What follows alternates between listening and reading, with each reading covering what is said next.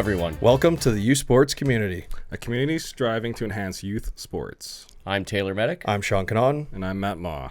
Thank you for joining us today. The youth sports community is proudly presented by Nuance Hockey and Ma Golf. Nuance Hockey provides detail-driven on- and off-ice development in the Edmonton area. For more information, please visit our website at nuance.hockey and follow us on social media.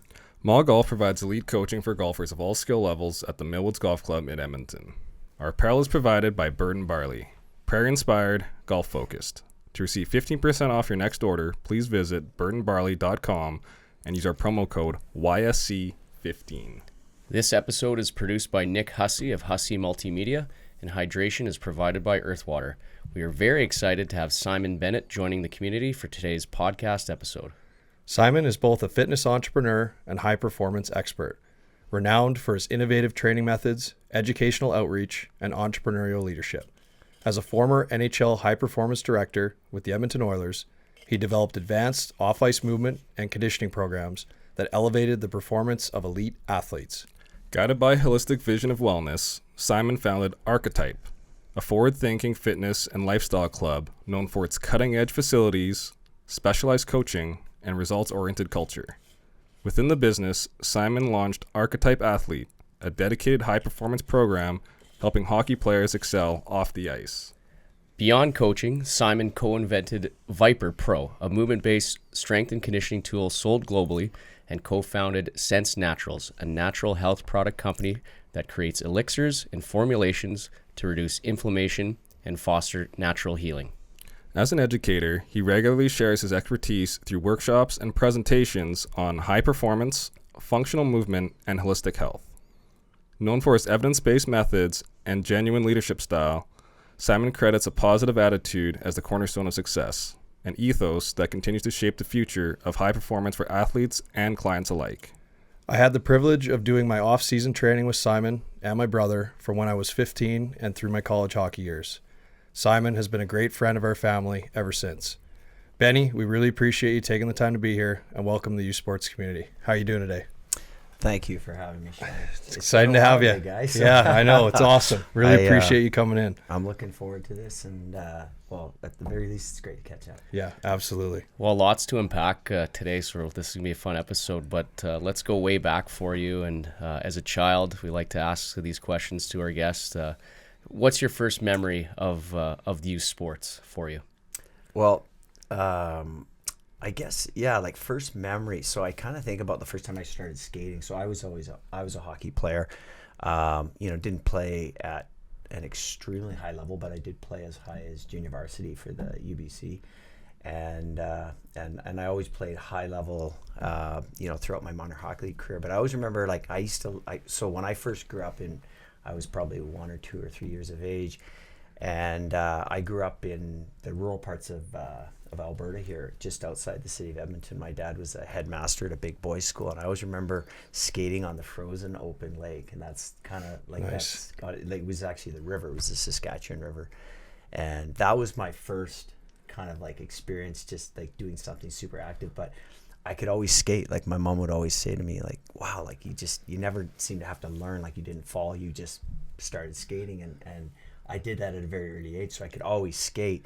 And it was just something that I always was kind of able to do. But, you talk about the first sort of youth sport experience was I started playing organized hockey, but it was just so weird because the guys were so much older and I was so young. And I remember not really understanding like positions. I didn't understand like left wing, right wing, center. Right. I didn't understand like, so I would go to the face-off circle and they'd have to kind of sort me out. Yeah.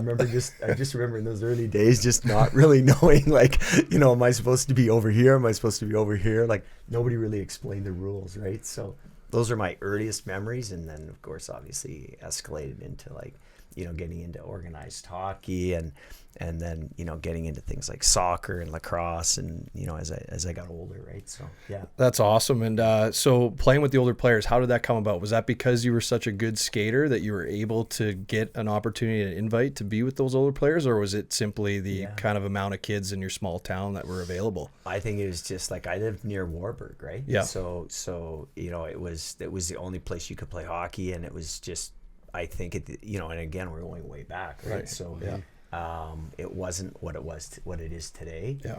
But it was just the fact that you were a guy who wanted to play hockey, and it wasn't there wasn't a whole lot of organization. It was just Right. it was just like, let's this is rural hockey, Yeah. and we don't have enough kids your age to form a team. So it was just literally you want to play, and I played for the school. Like, Yeah. it was at that time, it was kind of a school organized kind of thing, but you got to remember, like, I was very young. Like, Right. I wasn't very old at the Right. time, and so I just think it was not so much that I was that good or a good skater at the time, but I think it was just more just the fact that it was like wasn't that organized, Right. and there was just only certain opportunities. It's just a and you numbers took game. them. Like, It was a for you numbers to game. play, that's just where you had to go. Exactly. Yeah. Like, there was no sort of rhyme or reason to it. Right. And but those are my earliest memories. Like, that That's was great. I always think back to that, and just think, like, wow, like, when you think about how far things are now, For sure. and how organized it is, and Yeah. how early kids get into things, it's Yeah. insane, really. Totally. Now there's like a You know. development, like there's pathways. Yeah, Back like, then you it was just like, you want to play, like, let's Yeah. just start playing, and Yeah, it Yeah. was you just figure it out later. it was just like, and you had straight hockey sticks, like, Right. Yeah. Definitely actually, cut it's that funny. big stick down. The other memory I have too is there was straight hockey sticks, but you did have curved sticks, and so I remember my mom, like, I needed a stick, and so I was a left-handed shot, and I remember my mom saying to me, you came back with a left-handed hockey stick, like, you are right-handed, Simon, you should have a right-handed hockey stick. And I said, Mom, but that's the way it feels right. Right. And she's like, no, but you are not left-handed. You're right-handed. She Right. didn't understand. Right. Left-hand shot. Right. And I said, I don't know, Mom, but all I know is that this feels better than the other way. Yeah. Like, that's how I explain it. And Well, the beauty of a straight stick is you could use it either way. either way, right? Good backhand. Well, with That's hockey, right. though, is you only need one stick. Yeah. I think like Yeah. golf, you need Yeah. like 14 different clubs that all Right. have to match up. Yeah, for sure. I know. So at Totally. least you can have a straight blade and start to figure out the Yeah. game. There's Yeah. no like straight bladed golf. But isn't that That's funny, right. though, how, like, Yeah. when you start, it's just like, it just feels right. Yeah. Yes. You It's kind not of like, instinctually it's not like know. you can, you can't Totally. sugarcoat it. It's just like, no, this is the way I do it. Right. And which way do you golf? Left. You're okay. Yeah. So gotcha. I'm your classic, Canadian kid, right? Yes, That yes. A lot of lefties. does here. everything left, right? Right. That's You right. know, bats left. Don't bat right. Do you throw Bats left or right? I throw right. Okay. Right Yeah. hand. So I'm right-handed. Oh yeah. So I'm top right-handed, hand. but Yeah. I do everything left to right, if Yeah. that's the best way to put it. Gotcha. Yeah. Well, and you were probably too young to be thinking about these things at the time, but looking back on it now, do you think there were maybe some benefits of being able to engage and play with kids that were significantly older than you at the time? Like, do you think it helped your development, maybe pushed your maturity? Do you think there were some positives that came from that? Yeah, but I mean, we eventually came into the city, Yeah. so then I got very involved in organized hockey. Right. So I remember, like, I grew up. I mean, my parents moved around a lot, so I grew up in Ritchie, which was Mill Creek area. That's right. Yeah. And I remember, practicing on the outdoor ice. But I remember, like, at that point now, I'm, back in those days they called it mites. Yes. Right. So they called it mites. And so I played on the community league team. Yeah. Right. That's how you got started. But I want to say that it was only a small period of time where I was playing with older kids, and it was just like we were talking earlier. It was just a numbers thing. It was just who was available to play. Right. And it wasn't like heavily organized, but it was available so that you could play if you had an interest in playing hockey. But then you very quickly get into sort of organized hockey where you play at your level and stuff like that. But I was an October birthday, so I've always maintained that, you asked me, like, were you just that much better? I feel like I was always a late bloomer. Like, I wish the one thing I wished is that I had a January birthday, because you get an extra year of hockey. Yes. Yeah. And so you do look statistically at NHL level players. Getting that extra year of hockey means you're now the biggest, oldest kid on the team. And I was always undersized, so I think I would have benefited from it. But I always thought of myself as like I was a great skater and was always a good player. But I feel like if I would have had that one more year of hockey, I think it would have bolstered not just confidence, but also given me that level of maturity to be able to kind of go, who knows where you can go. But then remember, they changed. So remember, they changed the rule around midget, Yes. where you could get an extra year at a 17-year-old. Correct. That Yeah. made a huge difference for a lot of kids, because kids that weren't ready to play junior A at that time could get an extra year, get an extra year under their belt, and then potentially go play junior A or beyond that. Right. You know, Yeah. whatever that looked like. For sure. Yeah. And you know, how about that outdoor experience? I mean, that's a unique one we haven't heard yet. Being out on the river, which Yeah. sounds pretty darn Yeah, it was the awesome. river.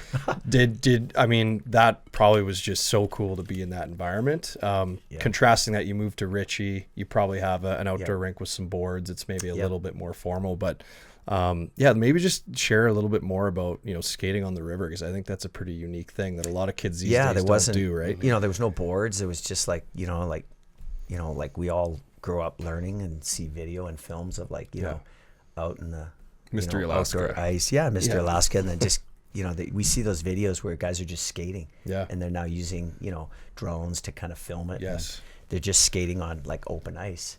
And that's what it was. It was like, there was, nets, obviously, but what it was barricaded around with was snow that was built up and that built ice around it. And, the puck would go through that, and you'd have to try to find the puck in the snow and all that stuff. So there's, like, a lot of really, like, cool things that come with, like, being a Canadian kid and growing up and getting those experiences, right? Which kids don't typically get these days, just because, everything is so organized and curated, and arenas and so forth. They just don't get those experiences. But yeah, it was really cool. Like, it was, and that was because I had the opportunity to grow up in the rural parts of, Edmonton, Alberta, right? And and just having that opportunity.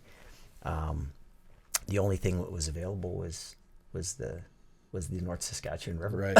Yeah. and it flowed right by the boys' school. So my dad was a headmaster at a boys' school, and they just basically took the tractors and plowed the snow on once the ice was safe enough to put a tractor on it, and then they carve it out into a rink. Yeah, that's cool. And not the dimensions of an indoor rink, but it would be a rink that players could play 5-on-5 with, right? That's so cool. Yeah. Well, and the sad part now is, like, the river probably wouldn't even freeze to that level like it used to.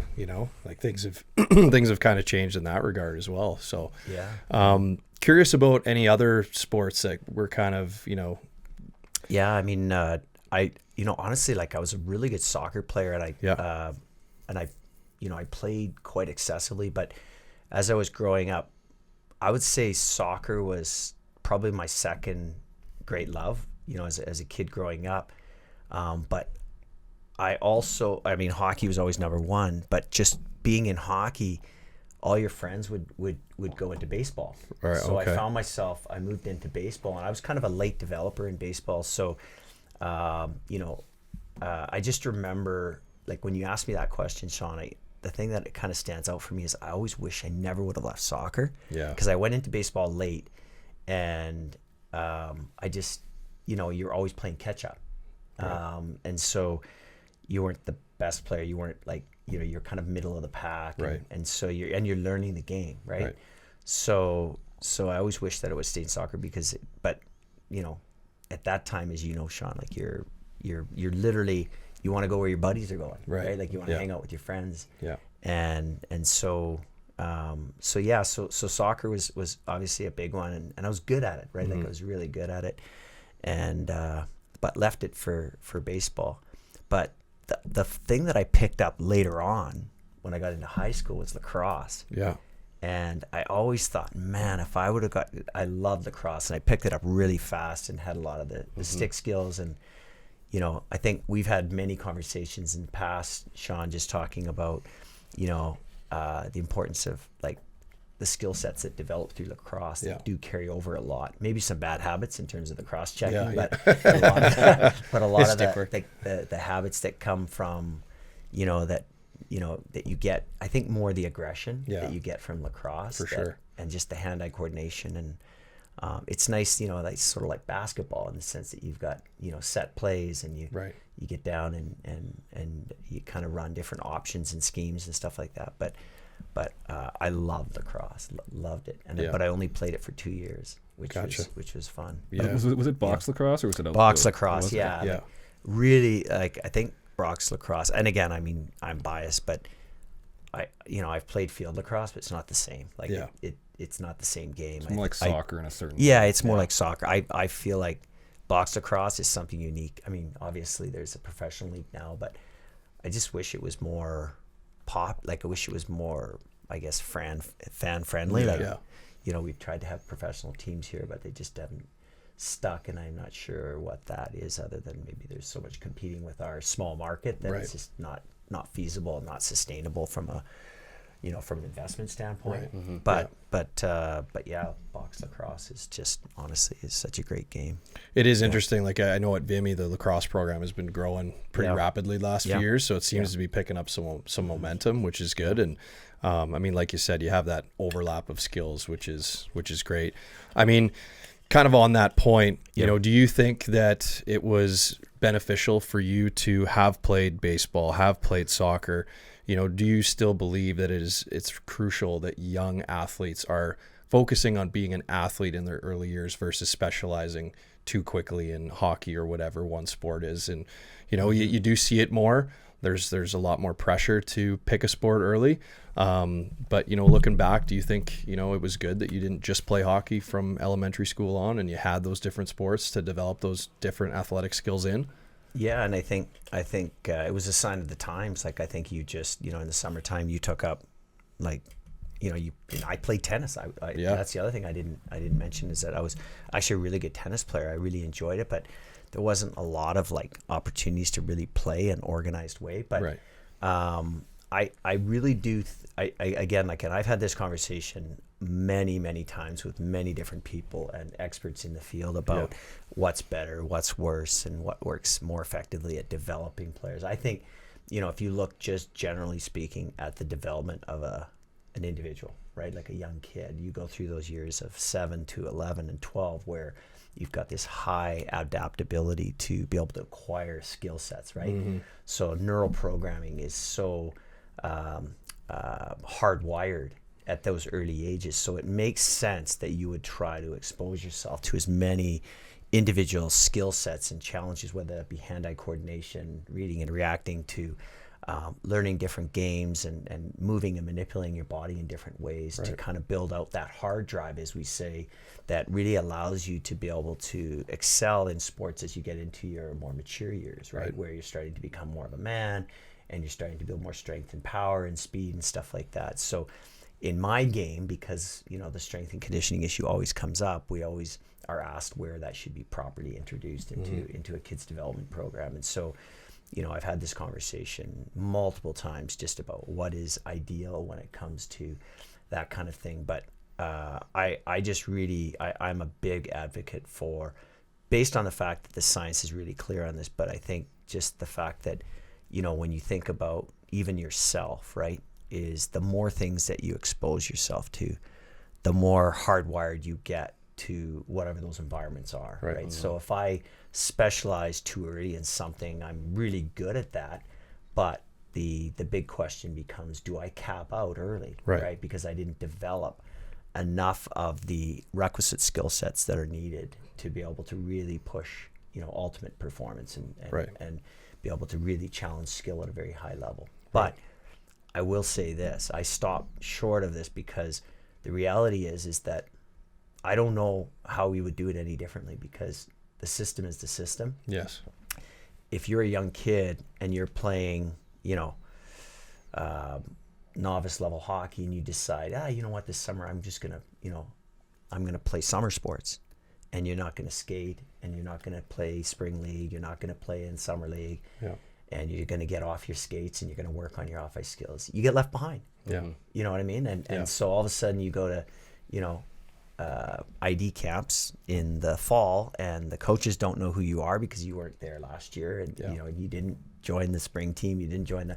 So I think there's an inevitability that arises that, you know, there's always that saying that the cream will always rise to the top. So you might go through some lean years, but I do think that there's a lot of merits to be said that when you stay in the system, you know, whether that's political or not, or whether that's like, you know, you still staying very good. So the question is, if I'm skating all the time, right, am I going to be a better skater in September? Yes, because you've been skating all summer, right? but do I cap out, right? Right. Because I don't develop any of these other skills, right? So Right. not a lot of people are willing to look at 4 or 5 years down the road versus like what I'm doing today, because Right. you know, there's a lot of pressure to play at these high level teams, get yourself recognized, and then of course For sure. escalate up and you know, continue to make great teams and be able to play with elite level players, right? Right. For sure. I don't know what the answer is, to be honest with you. Yeah. I think somewhere in there, there's each person, it's got to be individually different. And, Just Totally. you know, Yeah. maybe for you too, but do you think it's a product of like the sport and the skills required? Because when you look at like, you know, football players, basketball players, baseball players, primarily the States, they usually play multiple sports in high school. yeah. Um, Yeah, like you hear that. You're right. Like a 3-sport athlete. I play football, baseball, and basketball. Yeah. And you're right, because both feet are on planet Earth, whereas hockey is a unique skill into itself. So I think that's a great argument. Like to be honest with you, I've never really given a lot of thought to that, but you're right. That is a huge reality that exists in that hockey is very unique in the sense that, you know, you're on that 1/8 of an inch blade and you're having to learn to edge with it, and there's weight transition, and there's all kinds of, like, you're growing into your body as your body grows, like Totally. your nervous system, you know, gets into a little bit of a lag period, and so you're not as coordinated. You're a bit like a Bambi, right? Yeah. And when you think about how fast kids are growing nowadays, like kids at like 13, 14 are like 6'2", 6'1", For right? sure. Like, you know, I don't know what you were, Sean, but I don't think we Same were size. 6'1" at 13, were you? yours pretty Well, tall though. I think. yeah. Yeah. Got up to 6'2" at one point, maybe shrinking now, but Yeah. no, I totally agree. Like, I think you know, we've all felt it, right? We've all skated, and we've all felt how you can feel rusty after taking a significant amount of time off. I mean, it's also relative. Like for me, in my most recent example, we had a Christmas break, which was great. But, you know, in the middle of Christmas break, I'm like, man, I don't think I've gone 2 weeks without skating in a decade.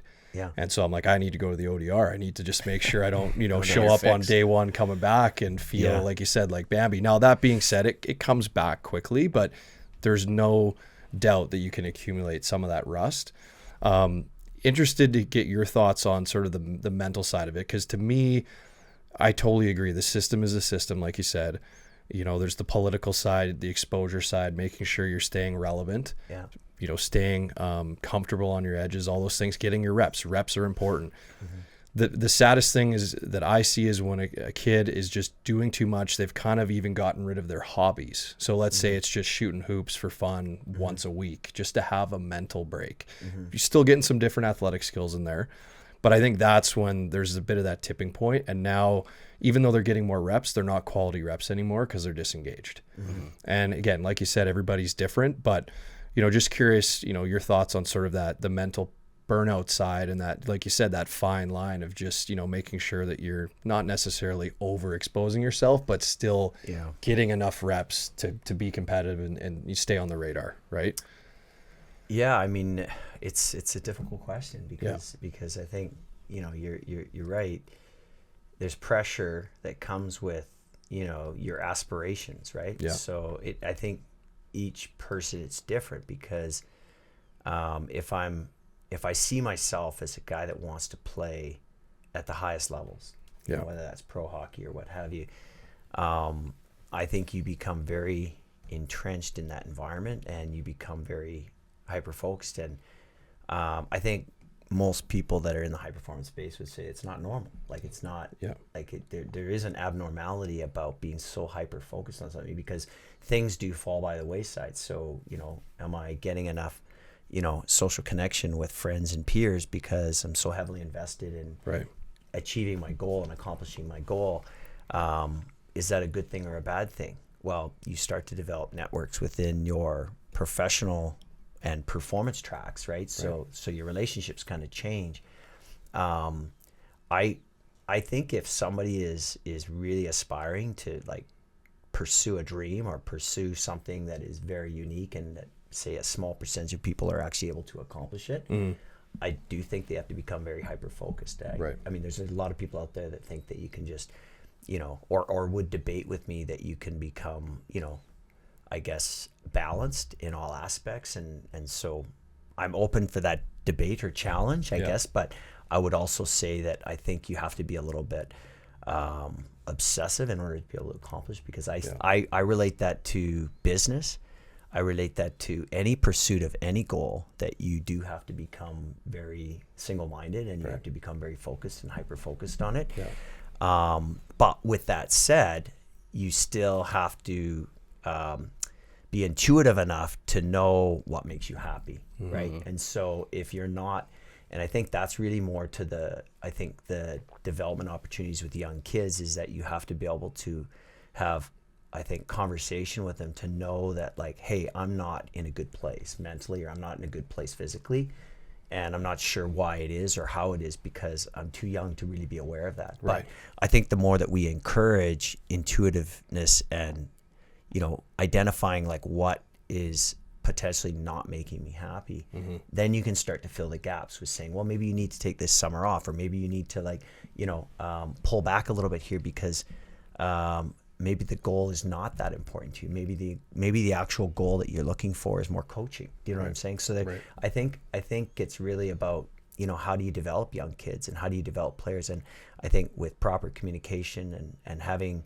lots of awareness about, like, hey, you know, there is more to life, right? Yeah. And life is holistic. And when you become so single-mindedly focused on something, there can be a trade-off, right? And the trade-off could be how you feel as a person, or maybe there's an incompleteness, or maybe you start developing injuries at a very young age that you just are unfortunately not able to adapt quickly enough to the stressors that you're experiencing. Right. So then you have to make those adjustments and changes. But I can give you examples of, like, where I've seen kids be so single-minded and so focused, and it's taken them to a very high level, and they've learned to be balanced. But that's because that is their that is what makes them happy. That is their DNA. Right. And but I don't know if there's a perfect path. I want to be honest about this. Yeah.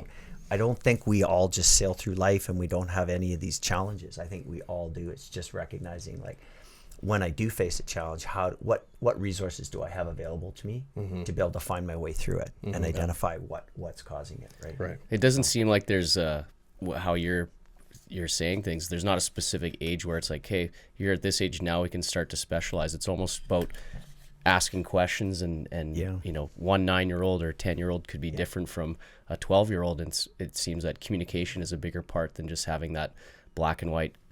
K's 14, or he or she is 14. They can specialize. It's about asking the right questions. Yeah, I mean, part of it is, like, as a parent, right, is you have to talk to your kid. So, and I used to do this with my girl, because I actually have 3 girls. So I'm not like, and they were all in sports, played at a very high level. My daughter was like a high level diver. She played volleyball at a very high level. And so, and my other 2 daughters danced, and it was competitive and all the rest of it. So, so I experienced it. But what I used to do is I used to lay on their bed at night, and, like, before they would go to bed, and just lay on the bed just to say, like, I didn't have an agenda. Right. I just wanted to just see if things popped up. Right. Give them the opportunity to ask a question, or, you know, it's there's nothing pre-programmed about it at all. It's just more just giving your daughter or your son an opportunity to just, like, say how their day was, and then gain some insight, because that's where the opportunities are to really communicate effectively. You can't just say, hey, we're at the supper table now, let's communicate. How was your day? Like, I think that's too it's too stilted, and it's too controlling, right? Yes. I think you have to be able to find the moments where they can actually share something, where the window drops, Right. and they go, you know what, I'm not doing well with this, and this, right? And then you have an open discussion with it. I think that's my take, is that you just, as a parent, you need to be able to really identify what things and what opportunities there are to communicate, and then utilize those to really understand, like, how is your kid doing, or how are they? Like, I know that it's important for me that you play at a high level of hockey, but is that really important to you? Right. Because they may be just, you know, capitulating to your needs, right? Yeah. And you're actually seeing yourself in them, and subsequently that's what they want. And so if you don't allow those opportunities for them to actually share things, where they can feel like they're in a safe place, to be able to do that without being judged, then I think then you're going to get some real information from kids, right? Well, I think that's a really and good, honest. I think that's a really good, Yeah. way that you set that up. I mean, did you find that, it probably became a routine. So they had the comfort of knowing, hey, dad's going to be here at the end of the day. Like you said, their guard's probably down a little bit more because it's the end of the day. There's not a bunch of other stuff going on. Did you find that they also were more willing to open up? Because you used the dinner table example. Do you think it was more beneficial because it created a one-on-one environment where they didn't have to think about, hey, my sister might, judge me because I'm confiding something to dad? Do you find that one-on-one created more openness as well? Well, I think each kid is different, right? Yeah. So some kids might need more, than the other. You have to kind of read that as a parent. Yeah. But I just want to say that I don't think like sitting down for dinner or breakfast is normal in a family that's pretty active. Sure. Like, so in our household, my wife and I would just hit the street, right? Right after 4:00. Like it was like, okay, well, who are you picking up? Where are you going? Like what's happening? That's what happens in a family with 3 kids, right? Yeah. And so And you're active. and you're doing sports, you're working, and you're whatever. and you're taking them here, you're picking them up from here, and then you're going and picking up Kennedy at such and such, and so it's just kind of one of those things. So I don't know if like the communication opportunity this is actually kind of interesting because as I'm thinking about this, we had Steve Staios come in and speak to our group about 2 years ago. That's when he was with the Oiler organization, and he was just talking to young hockey players about like the business side of not like hockey, right? So just how he made his steps into management. And I remember him saying that the most important time is the drive after a hockey game. He said, what's the conversation in the car after the hockey game? Right. Yeah. Like, is it positive? Is it negative? Is it judgment? Is it like scolding? Is it what?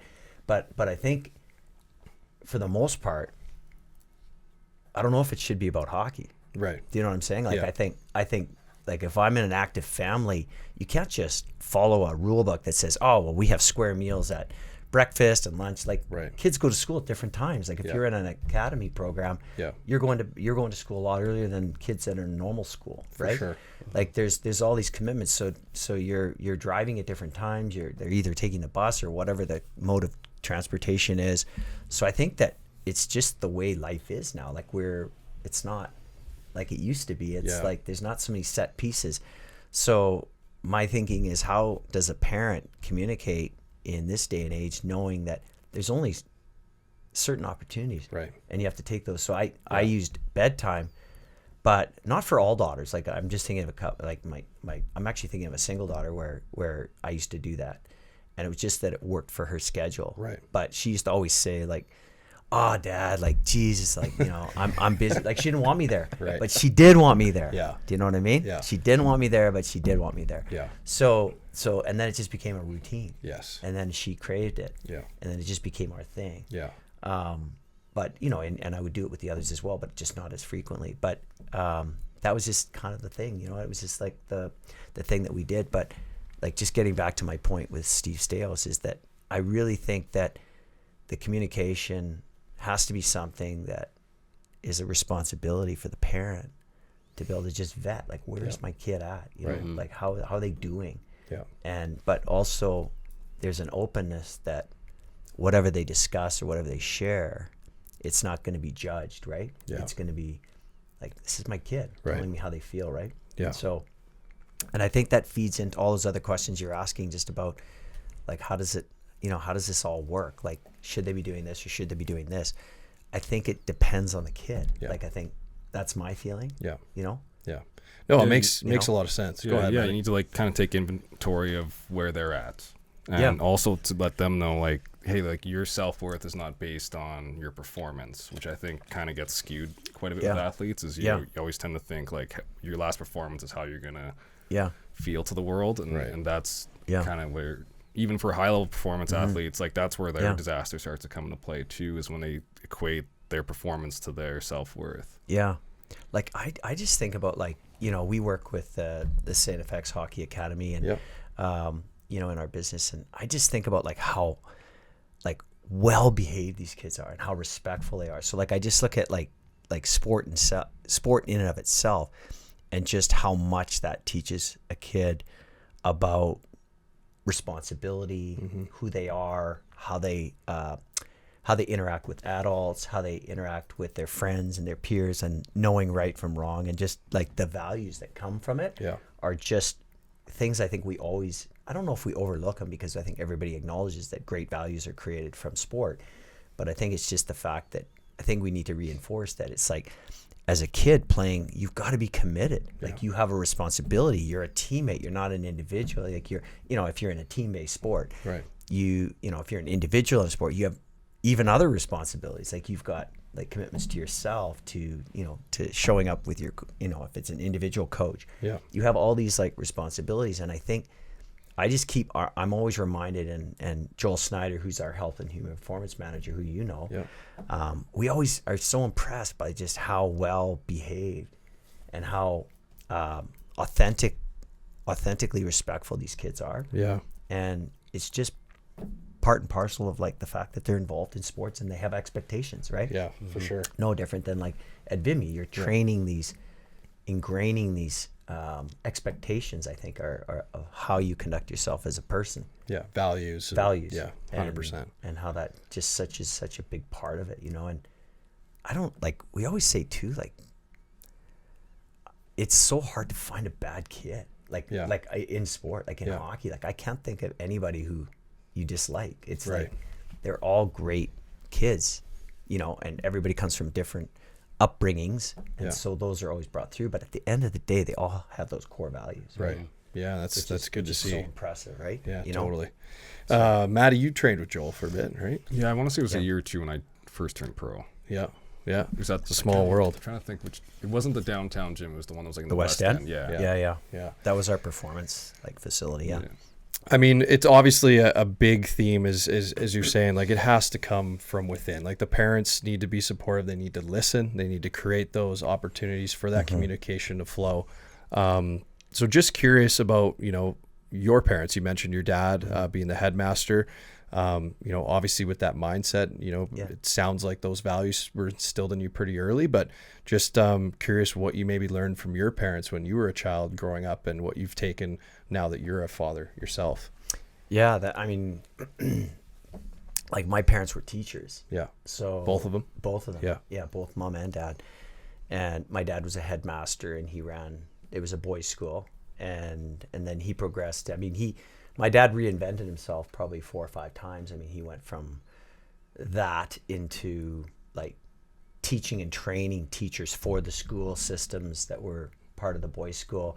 And then he went on to working for the, it doesn't exist anymore, but it was called the Alberta Report. So he got into the newspaper and news magazine business became, and he started out as a reporter, and then was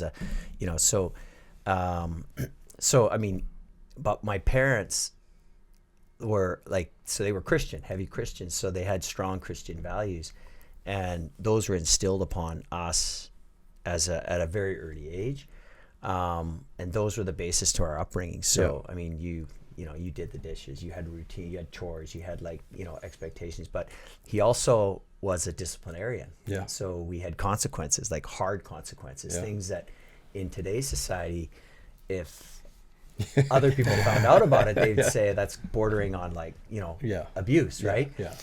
Different time, but though. The times were different, and the expectations. But my dad never, whenever he disciplined us, he wasn't never done out of spite. It was always like he just felt like it was the right thing to do if you had stepped out of line. So I always knew that about my dad, and my mom was right there with him. It wasn't like that she didn't discipline us either. She was a tough lady. She ruled with a level of discipline and had expectations, but it does form who you are as a person. I don't know if you always like it when you're growing up. Like, you kind of feel like you always look over across the street and say, well, how come Mike doesn't have that, or how come so-and-so doesn't have that? And but we were always expected to have jobs. We were always expected to pay for our own stuff, like pay for hockey and all that stuff. That's not possible in this day and age, just with the way that things have gone. Right. But the reality is, back in those days, you could do it. It wasn't impossible. Yeah. So we had all those grounding things that I think are part of your core identity as you get older. But then I think as a parent, as you evolve and you kind of start thinking like, how do I want to raise my kids? There's certain things you like and you carry through, but then I think there's things where you don't. Yeah. And then becomes the big debate, like, are kids the same as they are now as they were, you know, 20 years ago? And I think, the past generations always feel like the next generation is actually going to hell in a handbag, right? Right. Yeah. And I think that's just always going to be the case. That you're always going to think that there's no way that society is going in the right direction from a value standpoint, because it's not what Right. I remember I used to listen to my wife's grandfather tell me that, he goes, the hockey's just not what it was when Bobby Orr played. Right. Like, Yeah. it's not the same game. And I'm like, you're right. It's not. It's faster. It's quicker. The guys are more explosive. They're like, the game is way faster. Like if you ever go back and look at any of the old game films, even from the 80s, you're like, where is everybody? Yeah, it's like why is nobody closing on anybody? Like there was so much space. More, there was so much more back space. then. Like and this is with the 2-line pass. Yeah. Too, right? Yeah. I mean, exactly. they shoot harder. Like the coaching is just like so elevated. The system, the structure, like The goaltending. everything is just the Goaltending, goaltending is just I mean the goaltenders look like you could Street hockey. 3/4 of the net. It's almost right? like you could throw anyone in there at that time. It's obviously you it's couldn't, like but it's just Feels not, like that. it's just it not- appears that way. It's just not the same. Like so is it better? Is it worse? It's always better. Yeah. It's always getting better. But there's always things to work on, right? Sure. Just like there was things to work on back in those days. So Yeah. I just think it just continues to get better and better.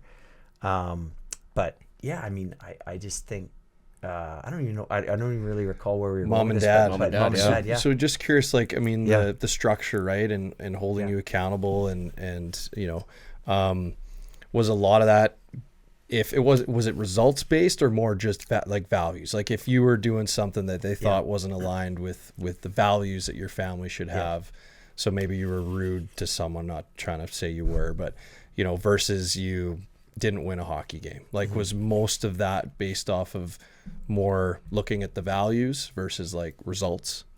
Yeah, I mean, we had expectations, right? Yeah. So we knew what those expectations were, and we always knew that there was a consequence Right. if we didn't meet that expectation. Right. But my parents were never like, you're not doing enough here, you're not doing enough there. They were not like, they were very pretty solid, like top to bottom in terms of like, not saying, hey, you should do this or you should play hockey or whatever. They would always give us the ability to make our own decisions. And if we wanted to drop out of something, we could. But I think if we had registered for something, it was always like, no, you finish it through. Sure. And you complete those things. So, but I again, like everybody puts their parents on a pedestal. I would say my parents, when I look back, like, all of my brothers, right? We are a product of that. Yeah. And we're all very, very independent. Yeah. And I think that was the one thing that my parents really did well, was that they instilled the confidence, like, hey, like if you want to do something, you do it. Yeah. Like I'm not going to sit here and make a call for you, or I'm not going to, I'm not going to give you the money you need to do this. I'm going to, you have to do this on your own. Right. And I think that's super valuable, because you develop the self-esteem that, like, you know what, like if I got dropped into wherever, I know I'm coming out because I've got the resources, I've got the skill sets, and I know how to make my way, my way through that. For right? sure. So I think about kids that play junior hockey and then they get billeted and stuff like that. Like you're dropped in, and all of a sudden you've got a new set of parents, like surrogate parents, right? Yeah. And you're having to like make this adjustment. I think that's an amazing life experience, Totally. right? Mm-hmm. Yeah. And but it's hard for parents, because like if you think about parents like myself, you validate yourself based on how they see you, right? Right. Especially in today's age. I don't know if my parents were as focused that way. Like I think honestly I don't know if they really cared what people thought. Right. But I think in today's age, I think we do care a lot about what people think about, or they like to take credit. Right. Parent likes to take credit, and they like to be liked. Right, for sure. And so I think that has changed. I think in terms of the value system as far as how kids are raised, but at the end of the day, I think everybody seems to find their way. You know what I Yes. mean? Yes. Like, I don't think it's like everybody finds the way, just not necessarily the same trajectory, right? Yes, that you took. for So, sure. Do you Yeah. think both them being educators and teachers, pardon me, that was passed down to you, or does your family maybe have that, that teaching gene Yeah, in them? I think so, because I have an undergraduate degree in exercise science from UBC, but I also took a teaching degree. So I actually but I never taught. I actually never activated my degree. I have my degree. Come to so Vimy. it's a B.Ed. Yeah, I could literally. You could. I could literally come to and I think yes to your question. I think I have that in my DNA. I think I am a teacher. It's just a different type of teacher. I think I just became, but I became very entrepreneurial. Like I always had that burning internal flame that I wanted to, what's next? What am I doing now? Like, where am I going? How are we making it better? How are we improving it? So I think as much as I am a teacher, I think I'm also like a trailblazer. Like I like to try to, and I think I've done that throughout my entire, growth from childhood to adulthood. Is just I've always like wanted to find different ways to do things, and so, but I've always stayed in the values that I like, which is health and wellness and fitness and performance and stuff. So all of those things I think are an embodiment of the things that I've done through the course of my life that have kind of got me there. But I do think at the very core I am a teacher, and I do think I have that in me, and that would be obviously extended from my parents, right? Yeah. you know? Well, having worked with you, I mean, I obviously totally agree. Like you're passionate when you're helping people. Yeah. Right. Yeah. And like you said, it's not in a classroom, Yeah. but you're still teaching. You're still teaching. Yeah. It's just a And different you could way. tell that Different you type of love it, classroom. you know? Yeah. So Yeah. just curious on the entrepreneurial side, do you think that kind of stemmed from your parents, you know, creating that environment where you and your siblings had to be independent? Yeah, I mean, I think the one thing that bothered me as a kid growing up is that we didn't grow up with a lot. Like I lived in Mill Woods, and then, you know, not taking away from Mill Woods, it's just the fact that at that time it was, you know, very low income, and then I, you know, moved to Londonderry. We didn't have a lot, you know what I mean? Like, and I think that whether that was something that I think became part of, like, you know, I want to change this for myself, I think was something that I think was important to me. But I don't know if, like, that is what drives. I think passion is what you were leading to, is what drives. I think what I enjoy most is creating something. Mm-hmm. Like, I think the creation of something that maybe doesn't exist. Yeah. So, and I think if you look at like my entrepreneurial pathway, I think that speaks to it every step of the way. Right. Is that I was always trying to create something. Yeah. And that's what drove me, and then that fuels your, not just your passion, but it fuels that kind of inner drive inside you that I think is what enlightens you as a person, right? For sure. You Like, know? what was your first entrepreneurial kind of endeavor? Like, it could be. Are you ready for this? Well, yeah, Are you yeah. ready for I this? mean, we had a tell funny this Me story. and story. Maddie this. were selling CDs back in junior high, competing against each other, Yeah. both doing it. Bootleg music, bootleg Fake bus passes. movies, stuff like that. Yeah. No fake bus passes. That wasn't a thing. But Yeah. sorry, go ahead.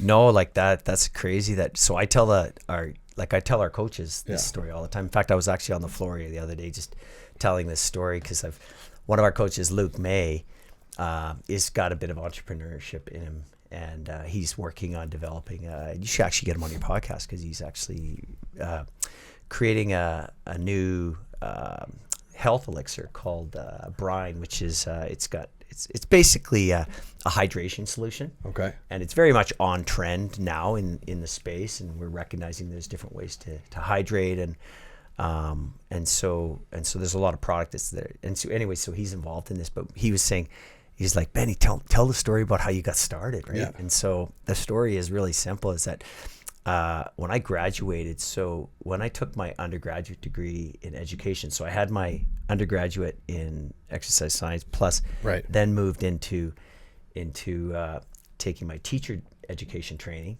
It was a 12-month program at UBC. So you take 2 years in 12 months. Oh, wow. Yeah, so I graduated at the end of, call it, actually it was the end of August. Yeah. So So it was very rushed because, you know, and I had to decide, where do I want to live? Do I want to live in Vancouver? Do I want to live in Edmonton? So I thought, you know, I'm going to make my way back to Edmonton and get my start in Edmonton. But so I came home, and it's very difficult, very bureaucratic to get your teacher education transferred over. So now we're into September. I don't have, like, I don't want to swear on your podcast. Oh, you can. We've had a few. It's all good. I was going to say, I didn't have a pot to piss in. Yeah. Like, all I had was debt and knowledge. and I didn't have a whole lot going for me, right? Yeah. So I was like, you know, I got to get going. So I was calling my MLAs and trying to get my accreditation so I could at least substitute. Sure, teach, right. at the very least, right? And I could see this was going nowhere. Like, and you know, it was very stressful. Yeah. And so I did finally get on the teaching substitution list, which was okay. But, you know, that's when I first started thinking, like, man, I got to think about ways to make money. Mm-hmm. And when I was in Vancouver, I saw this little game. The game is called Tricky Triangle. And what it is, it's a triangular piece of plastic and has 6 holes in it. Okay. And the objective is these marbles. You're trying to get these marbles to sit into these 6 holes. Yeah. So imagine small little triangle piece of plastic, and you're trying to get these magnetic marbles to actually sit properly, because what happens is if the marbles will repel and attract each other. Right. So they'll either kick the marble out of the hole or it'll draw it towards it, right? Right. And so you had to figure out, like, how to get these all 6 marbles, and there's a way to do it. Yeah. And so I saw this game and I thought, frick, I bet you could sell it as a stocking stuffer for Christmas. Yeah. So anyway, I did some calling around. I went to, and at that time there was this thing called the Dufferin Game Room. And I went to them and I said, listen, I want to sell this tool. All I had was one of them. I didn't know where I was going to buy it from. I didn't know. I just went to the general manager at that. I just happened to meet him, and he happened to be in the store. Yeah. It was in the West Edmonton Mall. Yeah. And I said, how do I said, I want to sell this game. And I said, I buy the game for $5. Yeah. And I'm gonna give you $1.50 on every game that I sell. Right. And he goes, seriously? And he says, well, how many do you think you'll sell? And I said, well, I'm not sure, but I think I'll sell a lot. Yeah. And he said, I think I can get that game in for you. Like, I think through my channels, I can get that game for you. So he was able to get the game for me for $1.25. Oh, wow. So I paid him $1.25, and I got the game landed. So basically I had, and the idea was I would sell the game for $4.99, right? Yeah.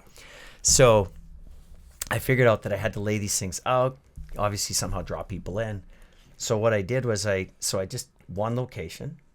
I started, like, it was like mid-October, right? Way before Christmas. Yeah. And I would just call people over, you know, walking by in the mall. You know what that's like. People are, you talking to me? The original like, kiosk. Like the original kiosk. Yeah, 3-card Monty. And It they're looks like, yeah. yeah, and people hate it because they're like, are you talking to me? Like, I don't want to talk Sure. to anybody, right? I'm like, and so I would say, I bet you can't do this. And then that was the thing. That got people. And they're like, well, what is it? And you're like, well, it's called Tricky Triangle, but I bet you can't do it. Right. And they said, well, what do you got to do? And they'd have parcels in their hand and stuff. And then they would try to put it in, and they couldn't do it. And they're like, well, it's not even possible. So they'd, like, kind of spit it out. And I said, well, actually, it's possible. And I would just go bang, bang, bang, bang, bang. Yeah. And I would put these, and they would go, and they put and they'd start to, and they go, they can't do it. And they said, okay, if I buy one, will you show me how to do it? And I said, no, if you buy 5, I'll show you how to do it. Right? So what I realized in the first day that I did this is that there was something here. There's a lot there. And I started predicting that, like, as I get closer to Christmas. So I said, I'm going to sell this as a stocking stuffer. Right. The ultimate stocking stuffer. Right. So, and it was cheap. It was like $4.99. Yeah. And, like, I'll cut to the chase. I hired a bunch of people to help me sell this thing. I got my father-in-law involved to write, basically so we could get enough inventory in, because he says, and he was in the tire business. So he said, Simon, he goes, like, I know Christmas time, he says, you're going to have inventory.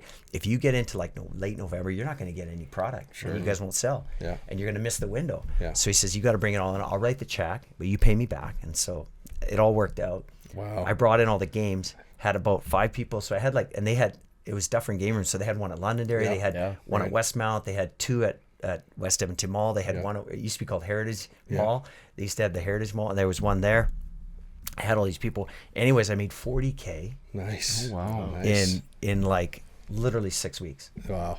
So that's how I got my start. And your so whole year that was of my teaching. first. What's that? That'd be your whole year of teaching probably at that time. now. It was Yeah. insane. Yeah. So my father-in-law came back and he said, so let's take this across Canada. Yeah. And I'm like, I'm not going to go across Canada with this thing. I'm not even interested in this stuff. Right. I said, I'm going to build a freaking gym. Yeah. And he goes, you're going to do what? And I said, I'm going to build a private gym Yeah. and people are going to pay me $75 to $95 an hour. Yeah. And he's looking at me. So you got to remember, this is like 20 years ago. And Yeah, he's looking at me and he goes, how much are people going to pay you? And I said, they're going to pay me between $75 and $100 an hour. Yeah. Eventually, right? Yeah. Yeah. And he's like the nicest guy in the world. Yeah. He never would, but he went back to my wife and said, I'm not sure about this. he's got this gift in hand. Yeah. He's got this like you could market like games every year. Like this could be a whole industry, right? Totally. Yeah. And I'm like, yeah, but I'm not passionate about that. Sure. I'm not interested in It was that. a means to an end at the time. Yeah, Yeah. it was a Yeah. means to an end. And so, but this is what I'm passionate about. Right. And then I grew that location. And he said to me many years later, he said, you know what? I never saw it. I never thought you'd be able to do this. I didn't think there'd be somebody out there that would pay you that kind of money Yeah. to actually do this. But he just didn't get it. But he was Right. seeing it more in himself. For right? sure. Yeah. But then he eventually became a client. Right. And he, Yeah. and he so like it was Charged just, him $120 an hour. yeah, exactly. Yeah. So that was it. And then honestly, like, I don't know if you want to get into this stuff, but then I got into inventing. So I helped co-create and invent Viper, which you were a very part of because you were there when we were incubating this tool. That's right. It's now sold in 54 countries around the world. It's an absolute like success story. Michelle Delcourt, who was my partner in the business, I'm no longer invested in it. It's just something that I it became Michelle's baby, but it was just, he went down to San Diego and he changed his whole life to move heaven and earth to actually get this thing to the level it's at today. But in the early stages, I was right there with the guys, and all the prototypes. I remember the prototypes being in the gym, and it was a great spot to test and iterate. Right. It was just crazy. All the and like people don't realize it, but it was created at Body by Bennett. In Edmonton, Alberta, Canada. That's right. And you got people in Australia that are using this thing and buying it like crazy, and in Europe and so forth that are just don't have any idea where it was actually created. For sure. Unless they dig deep, right? Right. So What sparked the gym idea? well, actually, so when I graduated, I knew that I didn't want to teach, right? So that was the big thing that I knew. That was the clarity I had. I'm like, you know what? I just know I'm not a classroom teacher. Right. Like I just knew that wasn't my thing. And was that from doing some of the student teaching, like just getting in the classroom and getting a feel for it? Yeah. You know what it was is that the one thing I've learned about myself over the years is like I hate bureaucracy. Yeah. And I hate when things move slowly. Yes. So it's my biggest frustration, my biggest pain point in anything in life. Yeah. And so honestly, it was when I saw how the teaching process worked at the school level, I was like, this is not for me. Mm-hmm. Like it's too cookie cutter. It's too like it just didn't inspire me. Institutionalized. And it's too institutionalized, and maybe I had a shitty practical experience. Like I was working with a guy. He was a sponsor teacher. They called him in those days, and his classroom was a zoo. Yeah. Like these kids, you could tell these kids were not very respectful, and I inherited this, right? And I walked away thinking from that experience that like not a lot of kids here are really interested in learning. Mm-hmm.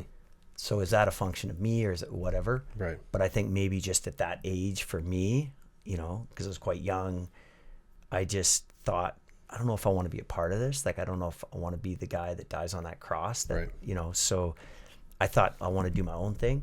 And so that was the inspiration. I'd always, because I played junior varsity at UBC and so I was training and working out and stuff. And I just really started to gravitate to training and fitness and recognizing how much you could impact your body and so forth. And so I did a little bit in Vancouver.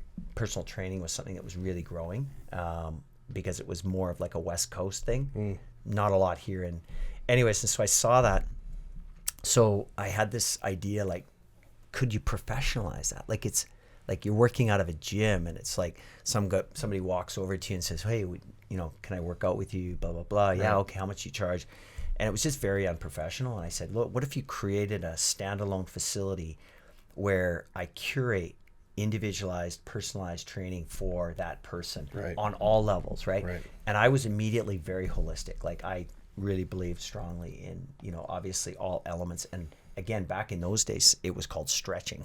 We don't call it stretching, you know what I mean? But the fact that we invested heavily in that the nutrition piece was there. So I always had this strong, but anyways, getting to the meat of your question, which is like, how did I get into the training business? I just had this vision for, like, could we create something professional? And when I got back to Edmonton, I was sharing this idea with a bunch of people, and they said, listen, you should talk to a guy. His name's David Lowe. He works at the Center Club at that time. It's no longer there. And he is well known within the Edmonton Who's Who community, like the professional community. He'd be a great partner, and I think he's very interested in something like this. And so I met with him, and the rest was history. Like, we just aligned perfectly, and we worked on the business plan, and within 6 months we were up and running. So we launched in, I'm going to say, God, like, this is going to scare the shit out of you, but this is like 1993. Wow. Just insane. And we threw our shingle up, and away we became Body by Bennett. That was in my name. David wasn't he was not involved in the day-to-day. But immediately, the requests for what we were doing just started pouring in, and the networks were just growing, and we were growing in leaps and bounds. I looked over at David, and I said, because Dave was an aerobics instructor at that time. And I said, Dave, do you have any interest in doing this? I can train you and teach you how to kind of build systems.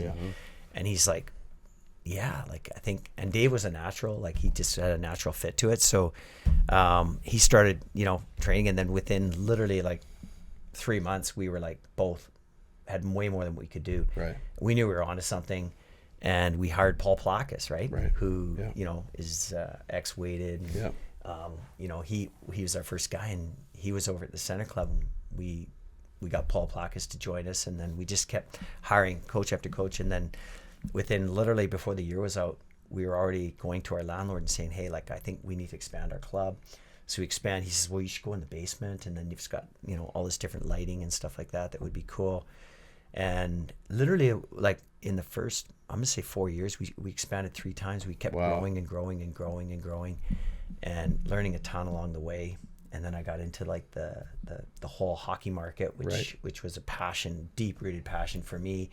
And I wanted to really create something unique and special. So we, remember we brought the skate treadmill in, which was a cornerstone to the piece. And then we realized we needed to have a separate facility for this, and so we expanded into the West End. And so at one point I had 3 Body by Bennett's, and including the one we had at Joey's, and then we closed the Le Marchand location down, and then just slowly wound my way over the years. I then got called by the Oilers. Like, Craig McTavish called me and said, Simon, we got to get you in here, and it'd be awesome, like, be a dream come true. And they hired me as a strength coach, and then subject to that, it was when I first came in, they said, "Hi, just come in on days off," it was very casual. Like, what year was that? That was 2008. 2008. Yeah, 2008, I think. Yeah.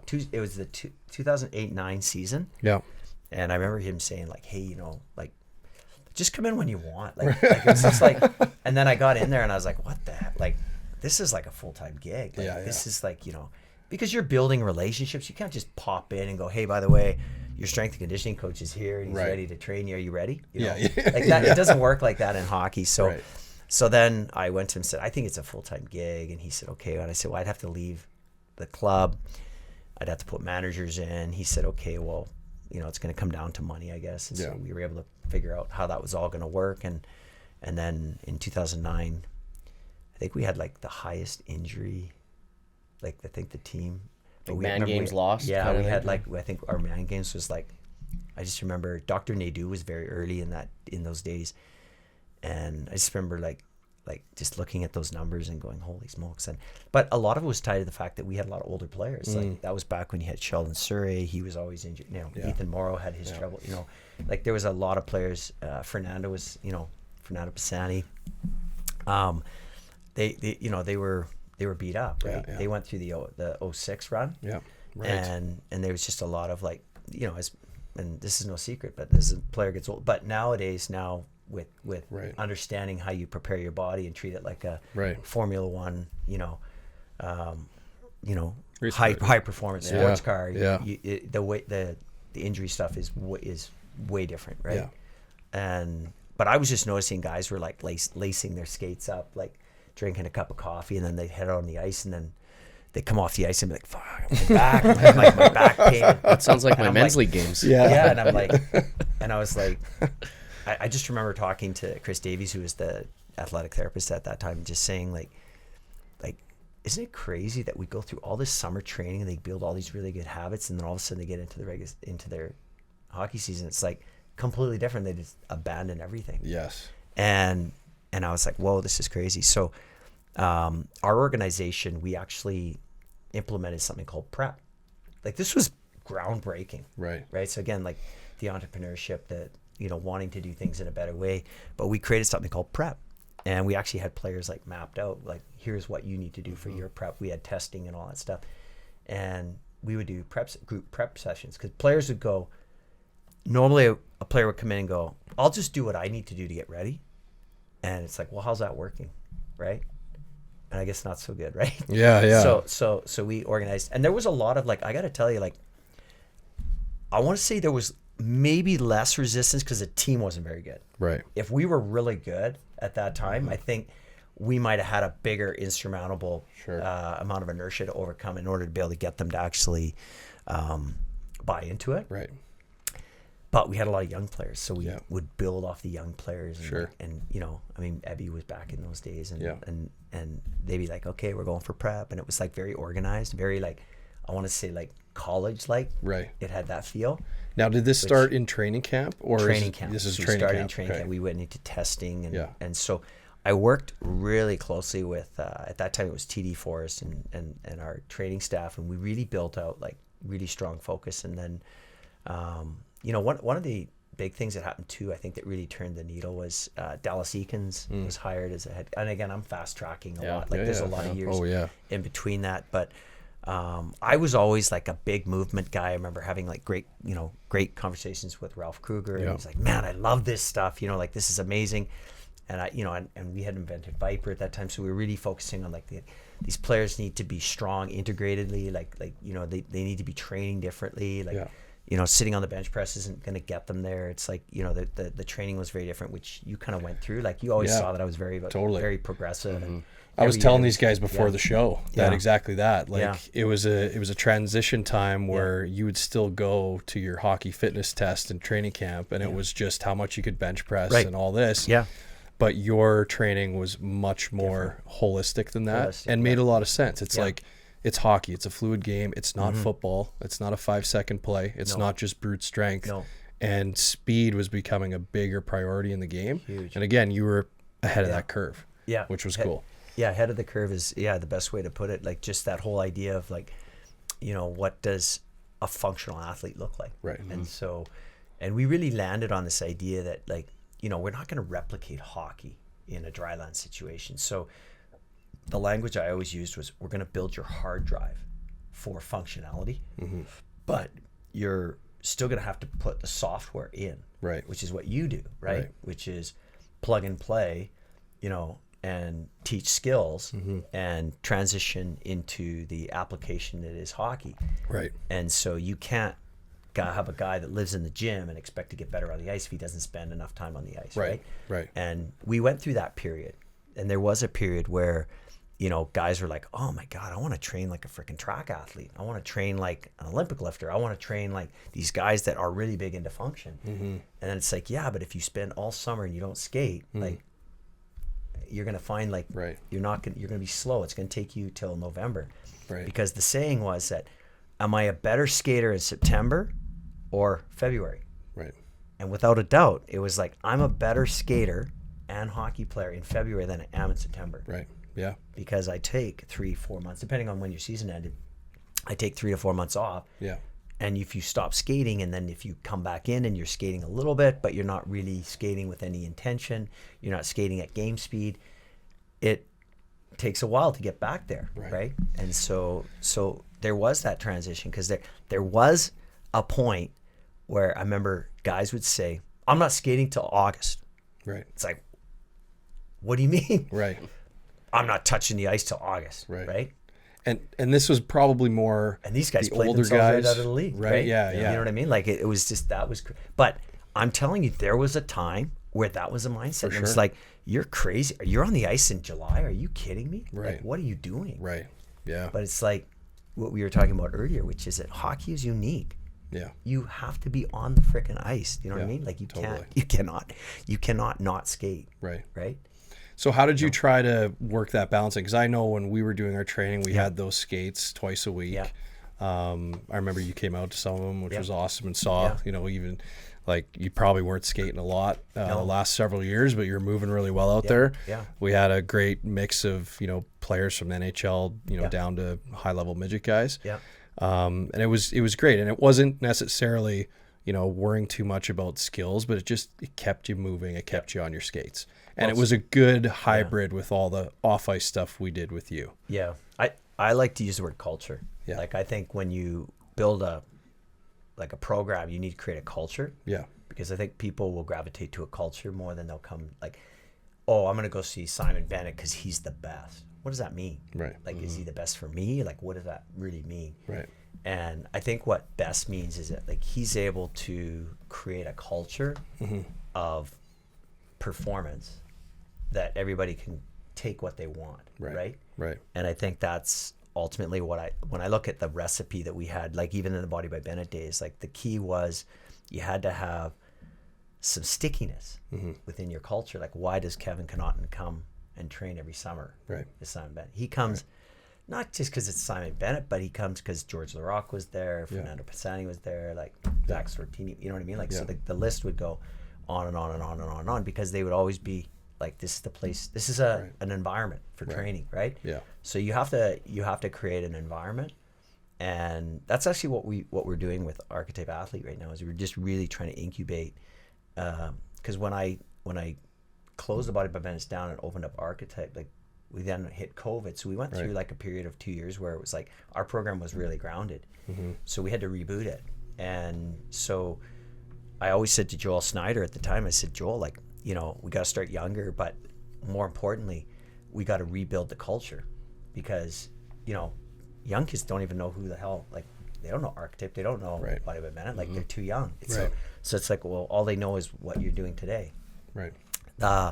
And at the end of the day, that's really what it takes, is just that idea of like growing a culture that is where the expectation is that you are the best at what you do, that you are invested, that you know your stuff, that you know how to individualize and personalize training for individual skills, and that you can identify weaknesses within the hard drive, as we say, that if improved gives you a better opportunity to acquire skills from. Right.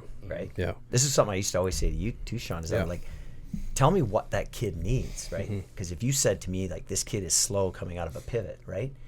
Well, is that because he doesn't know how to hold his edge? Is that because he doesn't have enough strength? Is it a stability issue? Is it like flexibility? Is it a read and react issue? Yeah. Does he not have enough mobility in the hip? Yeah. And if you, as an on-ice guy, can dial that in for a kid, and you can say to a strength or a strength and conditioning coach, you can say, hey, this kid is really weak in the hips. He can't hold the turn. He puts his foot down. He's slow transitioning out. He can't hold the speed, whatever it is. If you could improve that, right, that would help me be a better coach for him. Yeah. That is huge, right? Like that is massive. Have that cohesion. Having a big team aspect in training is massive now, especially with golf. I notice it. Like it helps me. Like I don't have a ton of athletes like this quite yet, but I know like on PGA Tour, like that's a big thing. Like swing coaches talking to the trainer and vice versa, and all the other coaches involved. Yeah. No, for sure. A lot of because it's like we always say, it's holistic, right? Like you can't have there's no such thing as the expert, right? Like Right. like to me, I always laugh like when somebody says, well, I'm the expert, right? Well, it's like, if you're the expert, that means you must be a great communicator, Right. and great at accessing resources, because to me, that's the key. Is like, you know, if say somebody's got a hip issue or something like that, he may need some medical treatment that is needed in order for you to be able to actually do your job effectively. But if you don't know who to access that knows and has the right knowledge and be able to actually pinpoint exactly what this person needs to be able to help you develop him better, then you're in trouble. So I think it's really having that global approach to being able to go, okay, I can look here and I can see what is needed, and then I can zoom in and then identify that real problem right there. Yeah. And then I can zoom back out and I can activate and plug and play. Right. And I think it goes from both sides. So it's like, even on the, you know, call it the medical community side things, they have to be able to do the same thing too, and say, okay, I think this guy needs more of this and this, right? Right. And having the ability to hand off when Exactly, it enters the domain of someone else, Yeah. which I think for some people that's difficult, right? Because Well, there's a huge ego involved. Yeah. Like I think, you know, and I think we're all like, I mean, like I think we're all sensitive to it because you want to feel valued and you want to feel important, right? Yeah. I think we'd all be kidding ourselves to say that we don't want those things, but really I think if you're, but you have to be aware of it. Like, Yes. So if you're aware of it, then at least you can control it, right? Like to say, okay, I know I'm not doing what's in the best interest of this guy or person. Right. I need him to, you know, For sure. follow XYZ path, right? Yeah. So yeah. When did you start taking on, you know, these high performance athletes? I guess specifically hockey players, but I'm sure you do other athletes and other sports. But when did kind of the idea to open up the doors to these high performance hockey players and even get the ice sessions going and make it one big program that you see a lot of gyms and trainers have in the city now? Well, I think we, like, I mean, way back, like back in the, before Sean even got there, like we were, like, so that's back in the early Body by Bennett days, but I just really saw this massive opportunity to work with athletes individually. It was more, but then, but the culture in hockey is more grouping. Like we've always learned that, like we try to like separate them and then have them work just on his thing, but they're culturally bred to want to work in groups, but you have to figure out how to individualize. Right. But I mean, to answer your question, it was like back in, like, I'm going to say, I mean, I always, I think my launch or my springboard was actually working with Mike Comrie. Yes. Yeah. Who was right. who was like, you know, just this amazing local hockey player that just was super gifted, son of Bill Comrie. Yeah. He had an older brother, Paul, who I worked right. with first, who was actually drafted by the Oilers and then but had concussion issues and I think ended up playing 16 or 18 games or something like that. But but Mike was like Sather drafted him. Like that was Sather was still here and he drafted Mike Comrie and Mike was a gamer. Like, but this kid, I rode his back. Like, I mean, I think, you know, Mike and I were just talking on the phone the other day, and you know, because he's got like, he had to get hip replacement surgery, right? Yeah. Both of them. I think he got resurfacing. Yeah. Right. Yeah. So, and we were chuckling because, you know, like at that time we trained hard. Like I mean, the stuff we were doing with him was like, and he always says to me, he goes, yeah, but Benny, he goes, it was worth it, man. Like, look, I mean, I played, like, Mike was like 5'9", 5'10", maybe, 5'10" on a really good day, long career. but he had a decent career, Yes. like, and I'm gonna say, like, he was at one point like very, very good NHL player, right? Absolutely, and tough too. Yeah. Like, I mean, he fought guys. Like, it wasn't like, you know. But anyway, so that was the springboard for me, was working with him, and because he was so high profile and local, and that just was like a waterfall. Yeah. And you know, his dad Bill always reminds me of like how fortunate I was to have met him, because like, I'm talking not Mike but Bill. You know, because you know, I benefited tremendously, right? And so we had a good chuckle about that. But so that was honestly when I started. And then, you know, I mean, I think probably the next player that really resonated and remains a good friend today, which is Sean Horkoff. Like, Yes. he's just such a hungry, had a ferocious appetite for training, and was fun to work with because he was such a hyper learner. Yeah. And then Did you work with him before you were working with the Oilers? yes. Yes. Okay. Yeah, Gotcha. Yeah. So that was one of the reasons, I think, like, I was working with him, and then of course George, right? Yeah. And George was actually like a pretty high profile Oiler at those times. Yeah. And then I was working with a guy named, I don't know if you guys remember this, but Jamie Lundmark played played for the New York Rangers and was drafted 4th overall, I think. Yeah. NHL entry draft. I don't know what year that was, but it was probably around the same time as Mike, right? Because they played together. Yeah. And Jamie Lundmark was a stud. Yeah. Like, he was an absolute stud. But anyways, so I was working with him, and there was a kid named Eric Johansson. Yeah. Eric. Who played over in Sweden, but he played, I think, Eric was in the New Jersey system. Yeah. I don't think he ever really made it out. No, but I don't know. He might have got a couple games, but plus in that time frame, I think they were pretty big. And they were big. Yeah. And they hard to crack that lineup. And he was, but Eric, they always said Eric Johansson could stick handle in a phone booth, right? His hands were so good. They'd always say his middies were so dirty, like, it's just crazy, like, so good. Yeah, his like just a nice guy too. Like, he was older than obviously Kevin and I, and he was just such a good guy around the gym, being nice to us and bringing us along. Part of the culture. Just part of the culture, And and then the other guy that I trained that I really take a lot of pride in was Kyle Brodziak. Right. I mean, Brodzy had like such a great long career that and I always such a great guy, and I was fortunate enough to meet him in Edmonton, obviously, when I went to work for the team. But I ended up training him for so many years, and he just had so much success along the ways. But my biggest thing that I'm probably today most proud of is like I've been working with Parker Kelly since he's like 18. So he started with Brodsy and all these guys, and like, they groomed him, and I always remember them saying, like, here's this young jackrabbit, like, and so I don't know if you noticed it, but the other day he scored 2 goals against Calgary. Oh, right on. Yeah, and he had a nice pass from McKinnon, and nice, and had the thing labeled, and it hit the top of the goal stick for his hat trick goal. But you have to understand, like, Parker is like a third line guy, played in PA, right? And Habshai was a coach up there, and I remember when I was with the team, they were doing it. They had the PA team doing a tour because they were playing the Kings, and they were doing a tour, and I did a little like intro into like all the equipment that we had, and was talking to their team, the Prince Albert Raiders, and he noticed I was talking to Parker afterwards, and he's like, "You work with Parker?" And I said, "Yeah." I said, "Frick, I love this kid, man." And he said to me, he goes, "This kid's gonna make the NHL. He's gonna play in the NHL." I said, "Really?" And he says, "Yeah." And I mean, it wasn't that I was surprised. It was just that he was that bold. Right. Right. And Parker was only 17 at that time.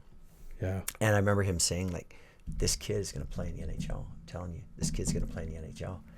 And he has. Like, he played in Ottawa. I don't think he was ever drafted, but he was, But anyway, so I just take huge pride in absolutely working with guys like that, just because they're, like, more so than inheriting a player is already there. Yeah. It's more like, it's like you were part of something, right? Building from ground up. Yeah. That's what I take pride in. Totally. Well, and I mean, to the cultural piece, I think back to, just enjoying coming to the gym, and it was the group, it was you, obviously, your staff. I love, and I never really played soccer growing up. I didn't really like it. I wasn't great with my feet. Yeah. Maybe a year or two of the mites That's version of soccer. Hip. Well, and I mean, and then I would usually just go in goal, right? But I loved going in goal, and like I remember George the Rock booting it at me, and like he's a big man, and trying to save shots that he's kicking at me. Like it was a blast. But we'd have the tournament, and the trophy, and everything, right? Yeah. So like you did a good job of sprinkling in the element of fun, right? Which was super cool. The B3 Olympics, I remember that. Oh yeah. I think it was a 2-man thing. I think Kevin and I won it the one time, and like just being able to share those experiences with my brother too meant a lot.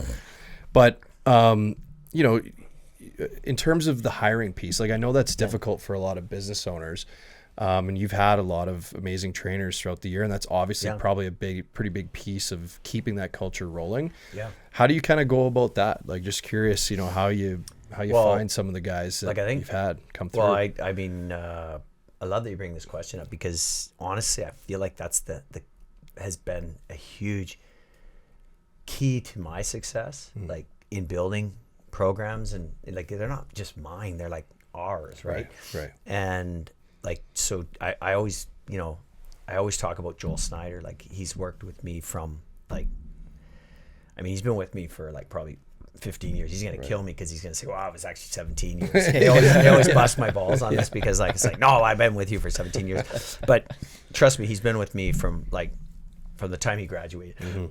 And he's such a loyal guy, but he's just such a like highly competent individual. Like, he's just so good at what he does, and he's passionate.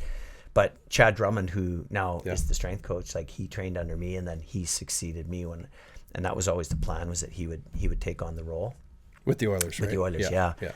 And you know, I put Chad in that same category. Like, just, you know, Chad was just such a hyper learner, and just like always super ambitious, and you know, just at every task you gave him, he just elevated it and expanded it beyond what you'd ever thought it could be.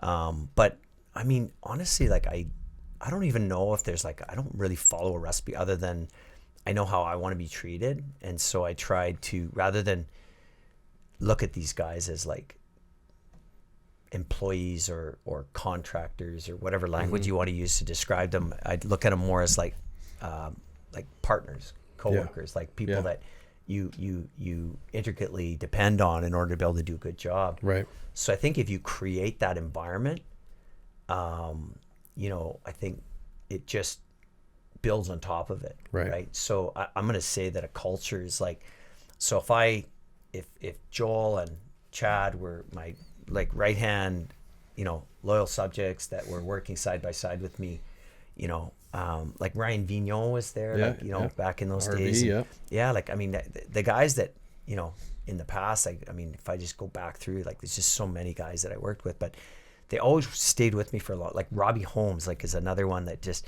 you know, he's been with me like as long as Joel, and they've always just been so loyal and committed to it. And I think it is just not something that you can manufacture. It's just you have to treat them authentically, and in a way that is obviously mutually respected. Like, you respect them as much as they respect you, and I think that in and of itself is what creates the underlayers, which is they bring their friends, their networks into your club and your experience, and that just fosters more and more of what you've already created. So it can't be done by one person. It has to be done as a collective group. And all you try to do is create the leadership and the vision, right? And I think that is one of my strengths, is that I'm very much a visionary and very much like a thinker about, like, where are we going? How are we trying to get there? Like, what's the purpose? What's the intention, right? And so, like, one of the things I created, I don't know if you guys want to talk about that, but it is this team building program that I had. And I thought it might be good for you guys over at Vimy to maybe take a stab at, because it's what's it called? It's actually, we call it the ultimate team building experience. Is this through Archetype as well? It's through Archetype. We partnered with the Oilers on it. Okay. So what it is it's for young, so U16, right? So it's really for everybody, to be honest with you. It's just that we kind of specifically had the intention of targeting sort of the U16 market, and it seemed like elite teams, but we don't like to pigeonhole it. Like, I think it's really any coach or any team that's looking for like a team building experience that really will move the markers on things. Essentially, the way it works, there's two major components to it. The first component is with our partnership with the Oilers, is that they will go and it'll be a game day, and they'll watch the pregame skate for the Oilers, and then they'll watch the visiting team that day also pregame skate. Then they get a tour of the Hall of Fame area, and then they get to meet and greet like an alumni, right? And then they come over. So that's about an hour and a half, and then they come over to us because we're obviously geographically central. They come across to Archetype, and then we take them through a 2-hour team building experience. And it centers around 4 pieces, right? It's very cool. So we call it test of will, test of team, test of strength, and test of speed. So they're tested in these 4 major areas, but it is all threaded into team building aspects. So it's how well they collaborate as a group. It's how they identify leaders quickly within their groups. It's how they make decisions quickly. It's how they identify what's going on and making key decisions, and then identifying like quick leadership to be able to actually elevate what they're doing. That's cool. And so the test of team part is actually a really cool one. And it's just this kind of this 4-prong approach to like an experience that I think galvanizes the group. Yeah. And how we do that is we break the group. So if there's 21 players, we break them into groups of 5. Yeah. And then they have to create their own identity as a group of 5. Cool. And then they have to work, and it's competitive. Right. So it's like we use the element of competition, which resonates really well with young kids, right? Yeah. Young guys. Yeah. But honestly, like it's not limited to that. It's limited, like it could be for anybody. It could be like a workplace thing. Because those are teams in itself. Yeah, with we would coaches. spin it off into cultural, into corporate team building as well. Right. But it is literally and I had this idea for it because what it was we were thinking about how do we engage teams during the winter months when they're busy. Sure.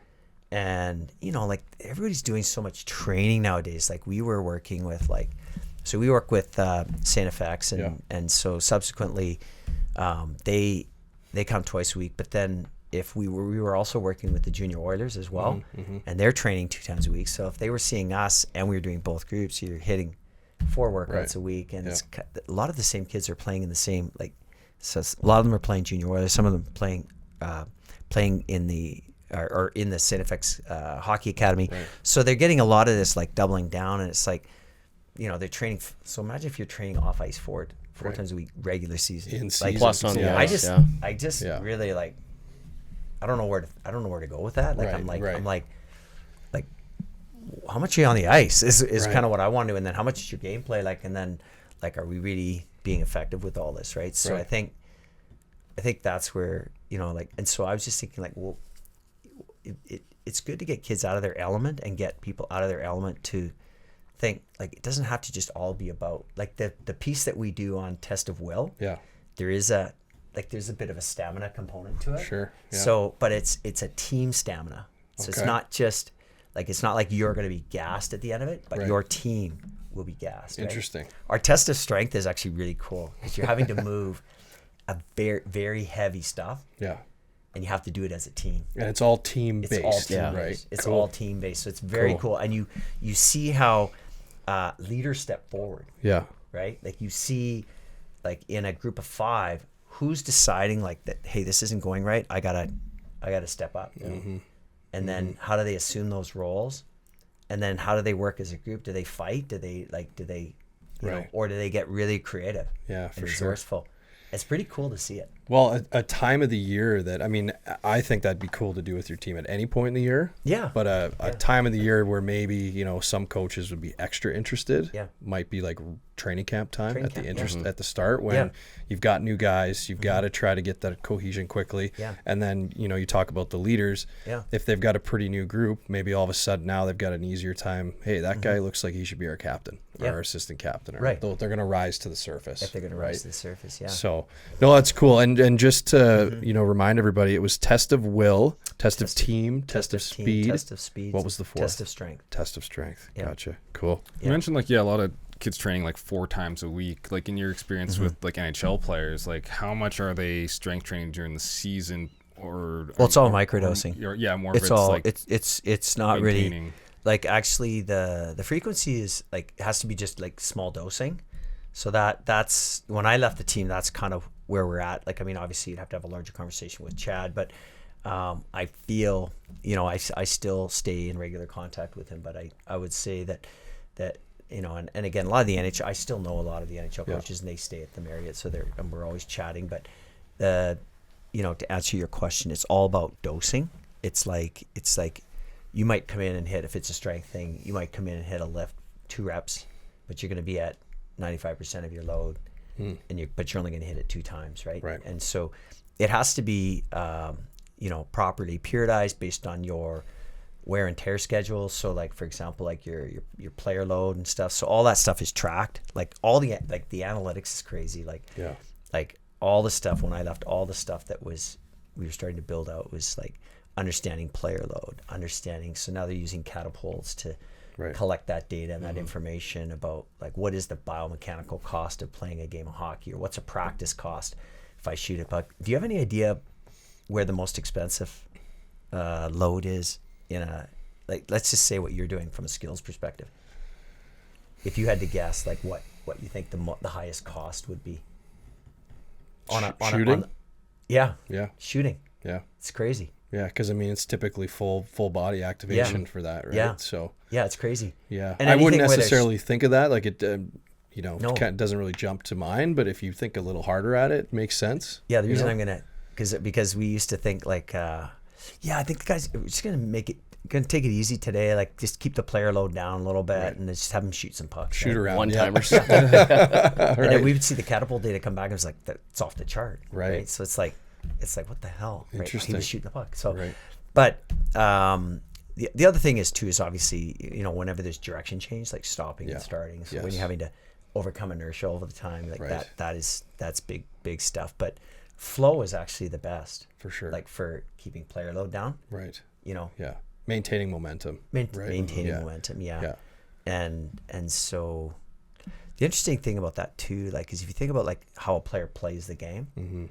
So one of the things that you'll notice is that like if a player is always like, I always use Sean Horkoff as an example. Like he was such a hard player. Yeah. Like he was a workman player. Yes. But the cost to play the game is way higher on him than it would be on, say, Connor, because Connor's like just so efficient, right? Sure. Yeah. But like Hork's conditioning level would have to be so much higher, right? Yeah. Relative to a player like that, just because he's going through so many like glycolytic resources and energy resources to play the game. More stops and starts. Like Phil Kessel or something. Like he's very efficient. Fluid. Yeah. It almost looks like lazy, but it's working actually smart, not hard. Right. Yeah. That old adage. What does the data show about making hits and taking hits? Are those pretty taxing? Yeah, I think so. Yeah, we're just getting into that, so I'd have to honestly ask Chad with that. But I think that was, on the catapult devices, I think that is one of the more difficult things. Like, you can collect it, but remember, you're just looking at like a G-force, right? Right. So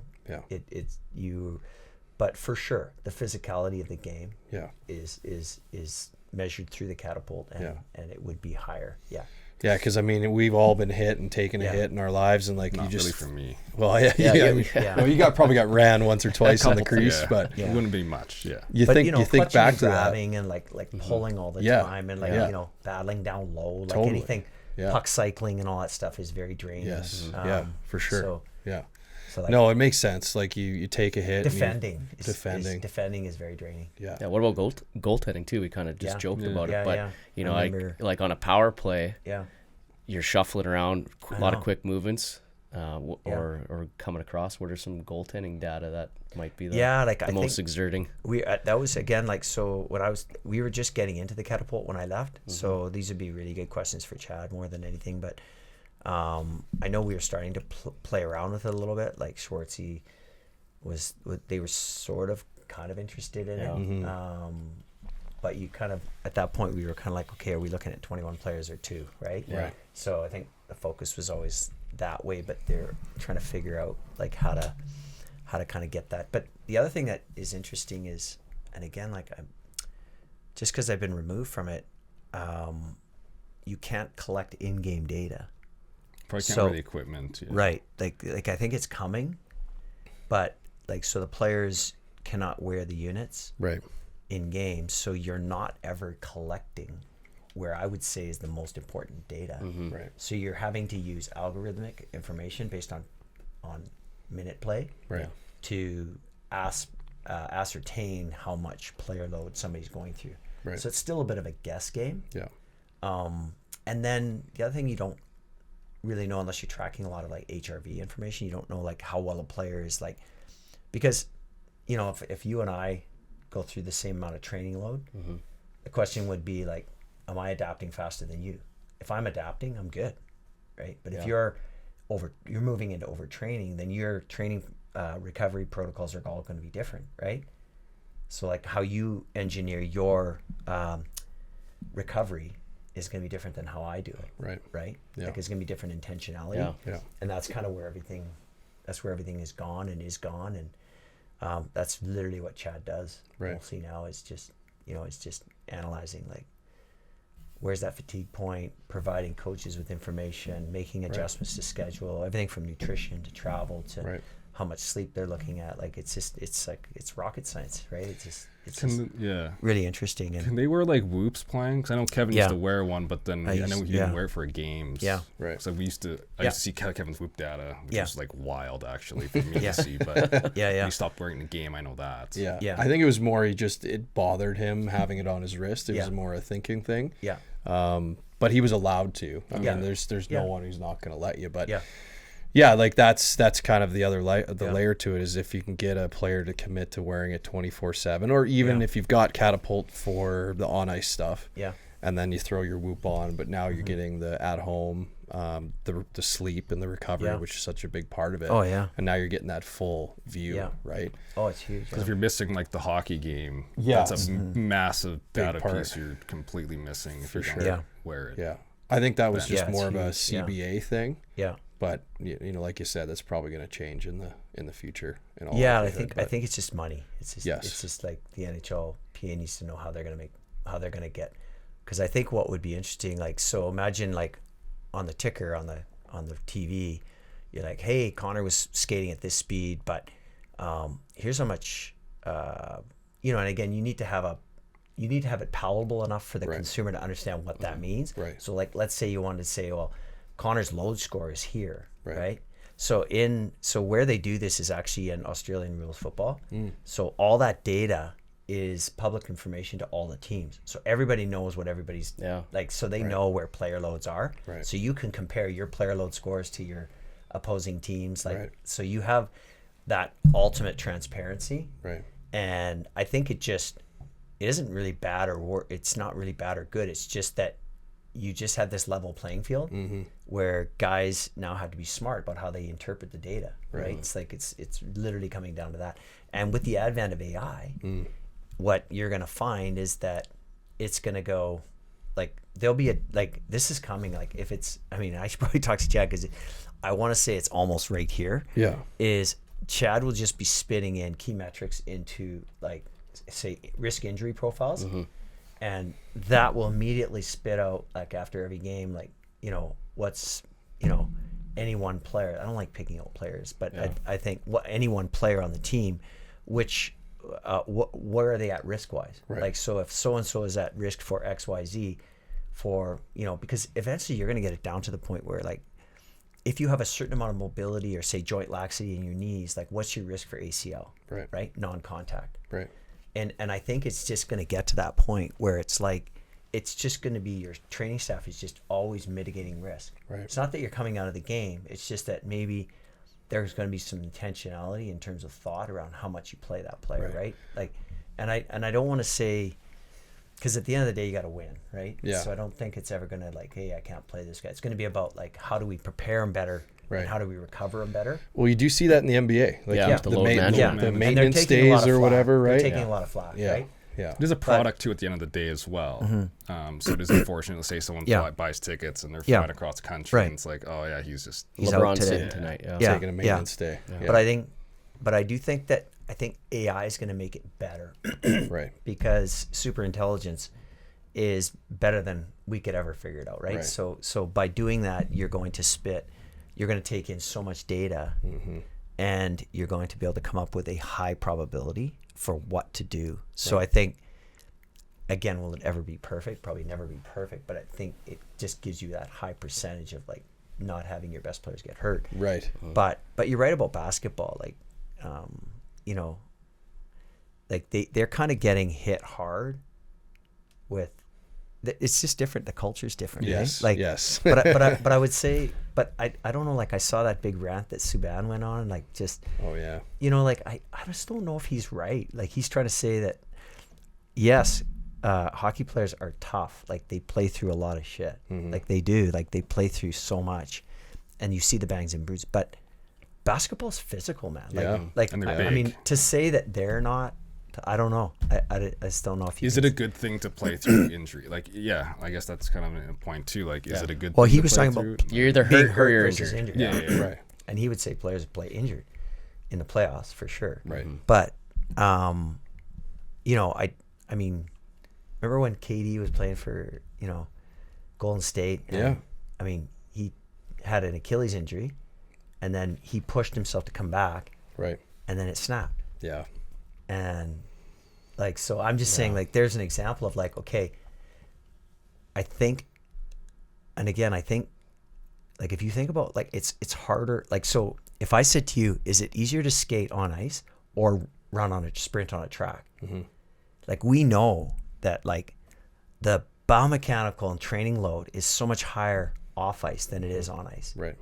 Yeah. Those guys so- that can't walk, Because but there's they a can lot skate. of guys. Yeah, like, Yeah. Like in the playoffs, right? Like, Guys I know just- players that have pubalgia that can still skate, but they can't sprint. Right. So if you said, hey, sprint, they can't do it, but they can skate. Yes. So that's where I think this whole thing of like players playing hurt is a bit different when it comes to hockey, because you're gliding in hockey, right? Sure. Yeah. So it's a little different. Whereas you're feeling every stride in basketball. Like, imagine you're jumping. Right. And you're- you're Yeah, 7 the foot tall. impact. You're of pivoting off. always Yeah, touching you're the ground, hitting the pivoting. ground. I think there's a higher, and again, without knowing this from a data standpoint, but I think there's a higher cost, like on a basketball player, The right? toll, yeah. Yeah. Well, you mentioned And- the games. You know, your grandpa saying, "Oh, the games Yeah. changed," but basketball for sure. I mean, the Yeah. guys are bigger, stronger, Rules changed faster. too know. massively. Yeah. Yeah, Like massively changed the rules. Yeah. yeah. Yeah. 100%. Yeah. But going for back sure. to like say like a youth athlete, like Yeah. how would obviously they might not have resources to have all these different tools. Like how would you want them to manage their, I guess their load? Like, you know, when is like 4 dry land trainings too much during the year? Like how would you want to? I think that. whenever I have this conversation, I always go back to the 4 horsemen. Like, I literally, I tell people, like, look, if you want to like get to 90% of it, you got to be focused on, like, if you're an athlete, you have to become a professional sleeper. Like you do. Yeah. Yeah. Because the thing is that 10, 15 years ago, Love that term. yeah, Yeah. like 10, 15 years ago, like, not everybody was doing everything. So there was less, like, you could get away with more. Yeah. Yeah. Like, you know what I'm saying? Like The margins. there are was a wider. time when hockey players, or when athletes, and I was thinking of a football concept, but where drinking water is considered a sign of weakness. Yeah, football for sure. Yeah. Right. Yeah, Like it football, was like, yeah. don't drink the water, because, man, that's like, what are you're caving in. But now we know physiologically that you can see it. If you lose 5% of your body weight through water, your performance drops down to 25%. Right. Like, that's one of the biggest performance initiatives you can generate, is like to keep your players hydrated. So Right. if they're shifting 6 to 7 pounds into a period, Right. then you know that that's one thing that you can actually, you don't have to go into the gym and lift extra weights or do anything. You just actually maintain your body mass and your body fluid, Right. and prevent fluid shifting, and Yep. you're going to see a massive change in performance. Yeah. But going back to your question, so I said the 4 horsemen. So sleep, nutrition, training, and mindset. So those are, I always go back to those 4 and say, okay, where am I expending unnecessary amounts of energy, right? So I actually built a program, you know, talking about entrepreneurship. I built a program called CSR, which is called Cultivating Self-Renewal. And it's an assessment where you analyze in 4 buckets how well you cultivate energy in those areas. So the 4 buckets are mind, body, spirits, and emotion, right? And so it's a series of questions that you ask yourself, and then you give yourself a score. And then I take you through what's called a daily energy assessment. And you have to look at your daily activities and go, is that an energy cultivating exercise, or is it an energy draining exercise? So in the morning, I would say to you, what's the first thing that you do in the morning, right? So if I ask you that question, what's the first thing you do in the Take morning? a sip of water right beside my Right. bed. Okay, so then I would say, okay, so take a sip of water. Is that creating energy or expending energy? A little bit of both. Well, so I would think. okay, like, do you do that because it benefits you, or is it something you look forward to, or is it something you don't look forward to? Well, something you look forward to. I would Right. say, Okay. yeah. So then I would say that's a plus. Yeah. Right. Okay. So then the second one I would say is like, okay, what's your next activity? Probably go to the washroom. Okay. So I'm going to say that's probably a plus. Yeah. Because you probably your bladder's filled Yep. and all that stuff, right? Yeah. So you go plus, right? So then you go, what's the next thing you do? Go make a coffee, Okay. espresso. Yeah. So then do you look forward to that? I do, yeah. Like, do you really look forward to it? Yeah. Yeah. So then that's a plus, right? Okay. So then what's the next thing you do? Make breakfast. Okay. Don't And- look forward to that. You don't look forward to it. Look Why forward is to that? eating it. The making The process. The process. Yeah. Okay. So you find it inconvenient, Yeah. right? So that's interesting because then you would say that's a negative, right? Right. So then we would push you a little bit because we'd say, okay, well, you're also, it's a way to build energy, but we'd have to get at why you hate that process. Yeah. And then we said, well, is there a way to streamline it? But anyways, the point is that you get to the end and you go like this and you say, okay, holy shit. So like I would say, because eventually you're going to get to the point where like you're going to say, I'm going to ask you if you don't tell me, but I'm going to say, do you work out? And you're like, fuck no. Yeah. I'm like, I don't even dream I'm about like, the gym. no, I don't. Yeah. So then you're like, no, I don't dream. I don't do that. And I say, okay, well, what do you do? And you might say, well, frick, I golf, right? Say, okay, when do you golf? That's a plus, right? Yeah. So what you do is you get this list and you go, do you know that you have more energy activities than you have?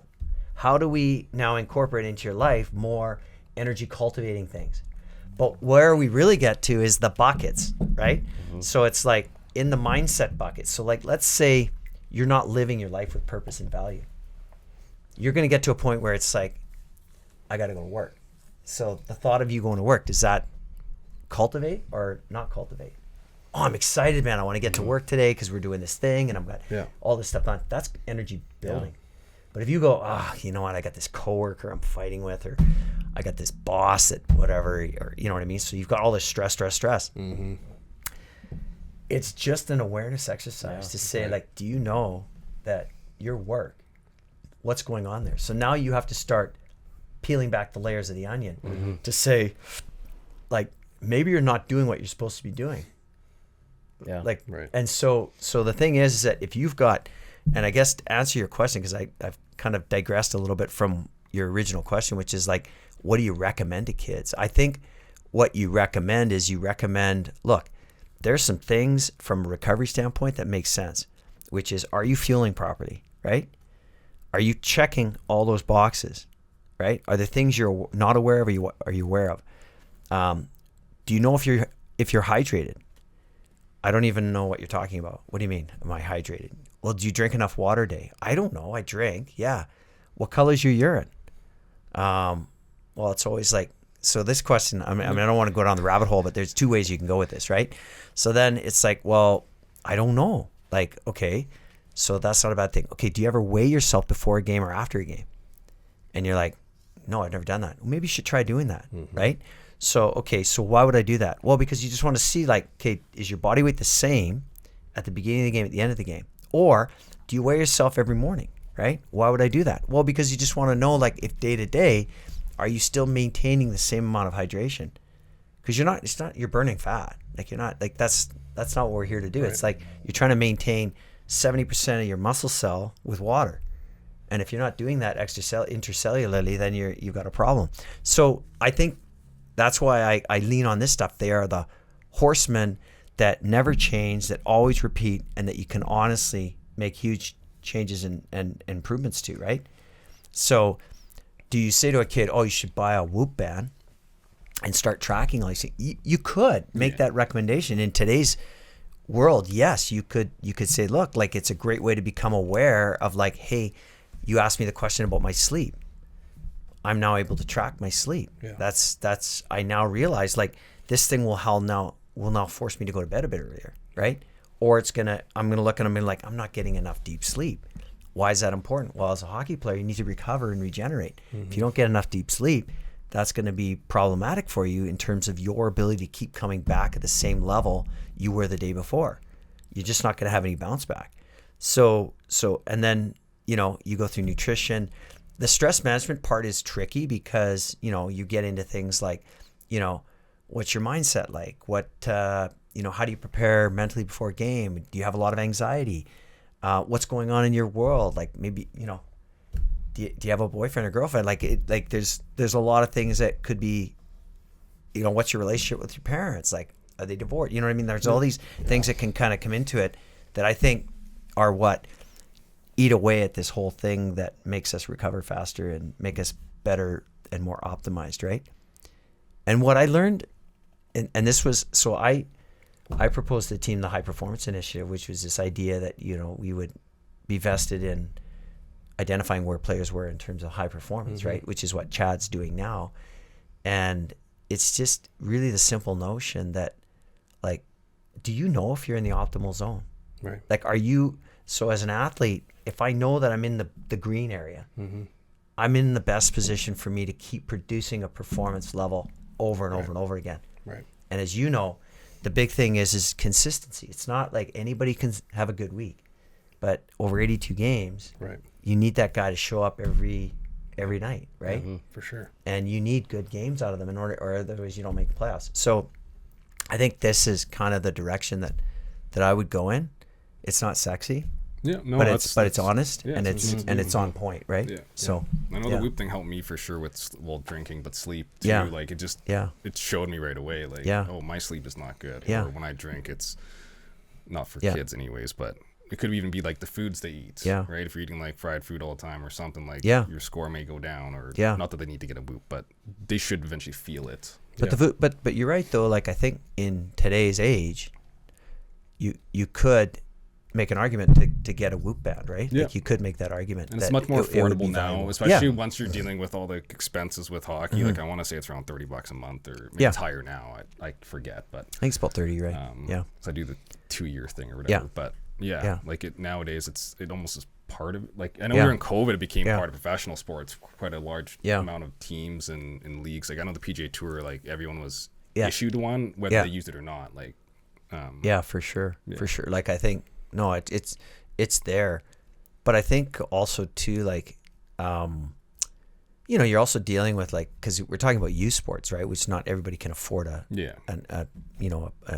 but to me it's like information is everywhere now. Right. Like you can just literally type in and now a Google search gives you all the evidence-based material now. yeah, like Like, the you AI can- thing you will can- pop yeah. up too. Yeah. So It's the AI. Yeah. It's the AI.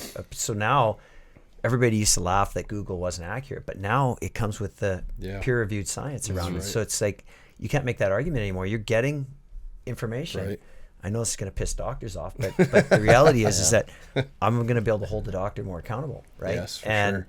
and truthfully, like I think, so information is everywhere. So you know, if you're struggling, let's say, like a simple thing you can do is like, what time to go to bed, what time to get up, and Right. if you're under that, like that's the first thing you need to fix, right? Especially if you're a hockey, like an athlete, you know, training and going through all this stuff. Like there's all kinds of factors. I mean, this is one of those things where we could talk forever about. And I think like, we knew this the- ahead of time, certainly, Yeah. because with hockey players, like the nap, like the pregame nap is like, Tradition. It's like Yeah. tradition. It's just Yeah. like what you do, right? But it's So genius. it's genius because It's then you get in that genius. extra load of sleep in the middle of the day. Yeah. Yeah, it was like intentional genius, because the idea of getting a 90-minute pre-nap is rooted in science, Yeah.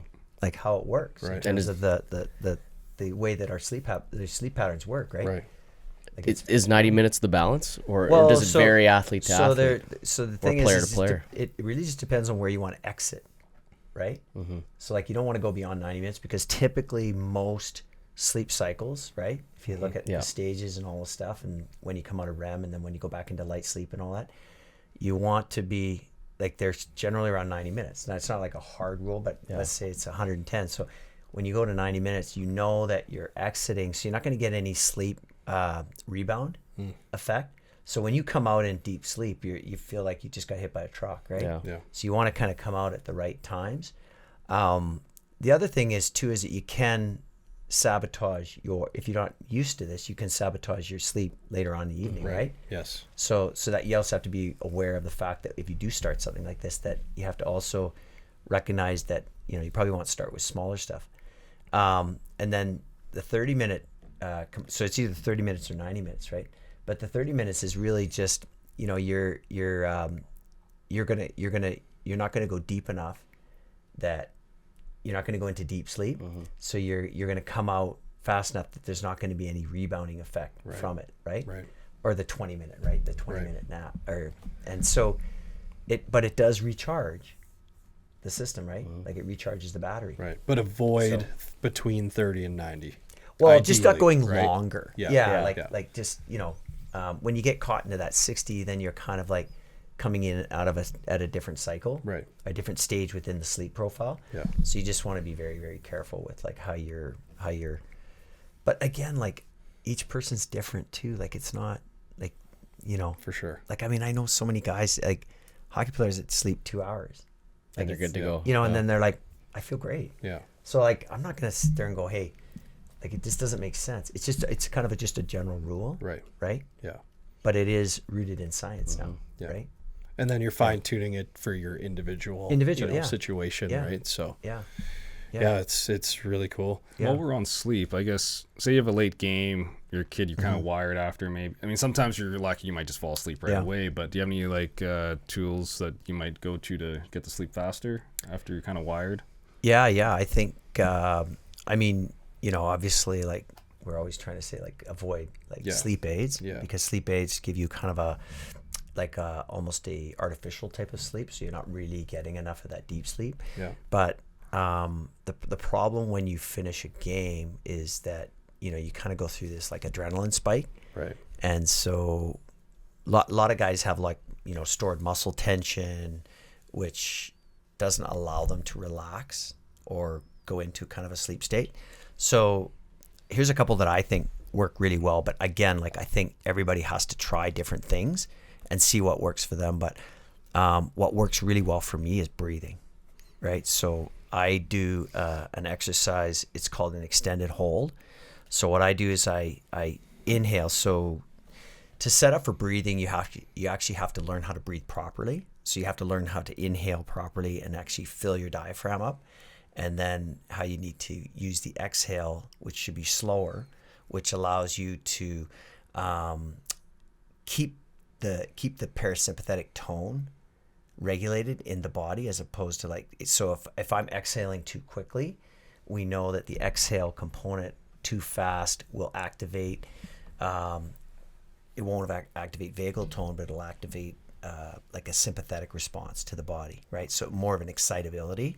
So if you think about the nerves that are connected to the spine, the vagal nerves, right? It becomes very, very critical to you being able to get into a restful, peaceful sleep, right? So I'll just give you the formula that I use, right? So it's like you go in for 5, right? But as you're inhaling for 5, I keep the hands on the outer rib so that you're experiencing the lateral expansion of the rib cage. So it's the space between the lower rib and the hip bones, right? And when you have the hands there, the feedback mechanism is that you're actually pushing out into your hands. And so you want to be able to get that maximal expansion of the rib cage at 5 seconds. Right. Why that's important is because then you know that you're getting not just like front and back expansion, but you're getting lateral rib cage expansion. So you know that the diaphragm is now pulling down, right, and it's actually lengthening the lung, it's stretching the lung out, and so you're basically building a nice deep inhale. So I do that for 5, and then what I do then is I then start to exhale for 7. So that 7 count is slower than the inhale to make sure that I don't stimulate any parasympathetic tone, right? Sympathetic tone. So the 7 seconds is harder to do, especially if you're not used to it. So there's many different sort of entry points into this, but I would just tell you what I do. So it's 5, then it's 7, and then I hold for 3, right? On the exhale. On the exhale. Yeah. And are you going inhale nose out through the mouth? So everything is done nasally, right? And the reason is because when you breathe through the nose, right, you are drawing nitric oxide from the nasal cavity, and nitric oxide creates vasodilation. So you're getting expansion of the endothelium, which allows you to increase blood flow, right? So that's an important component to it. But nitric oxide is also very calming to the body, so it actually stimulates more calm. But the other reason you breathe nasally is because you also want to create more friction, which slows your breath down, right? So that slows everything down, and it's a greater way to connect to the diaphragm. So if you're not, most people are chest breathers.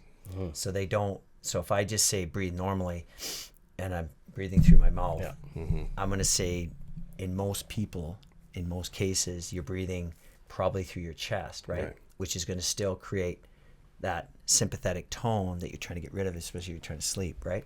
So the way that this sounds a bit complicated, but so it's 5-7-3, 5-7-3, and then I do 5-5, and then I hold for 10 on the first one.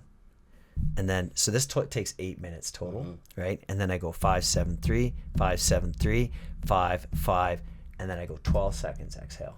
And then I go 5-7-3, 5-7-3, 5-5, and I go 15 second hold. Wow. And then I go all the way up to 20. Do you use an app or anything to help you? I with do. this? I have a system. Actually, the app that I use is called Focus Calm, and it has many different sort of options for this. But there's all you need is actually a phone, and you just need to go and just go 5, 7, and you just literally walk yourself through it. Like sometimes I'll be, I don't know, wanting to do it quick. Yeah.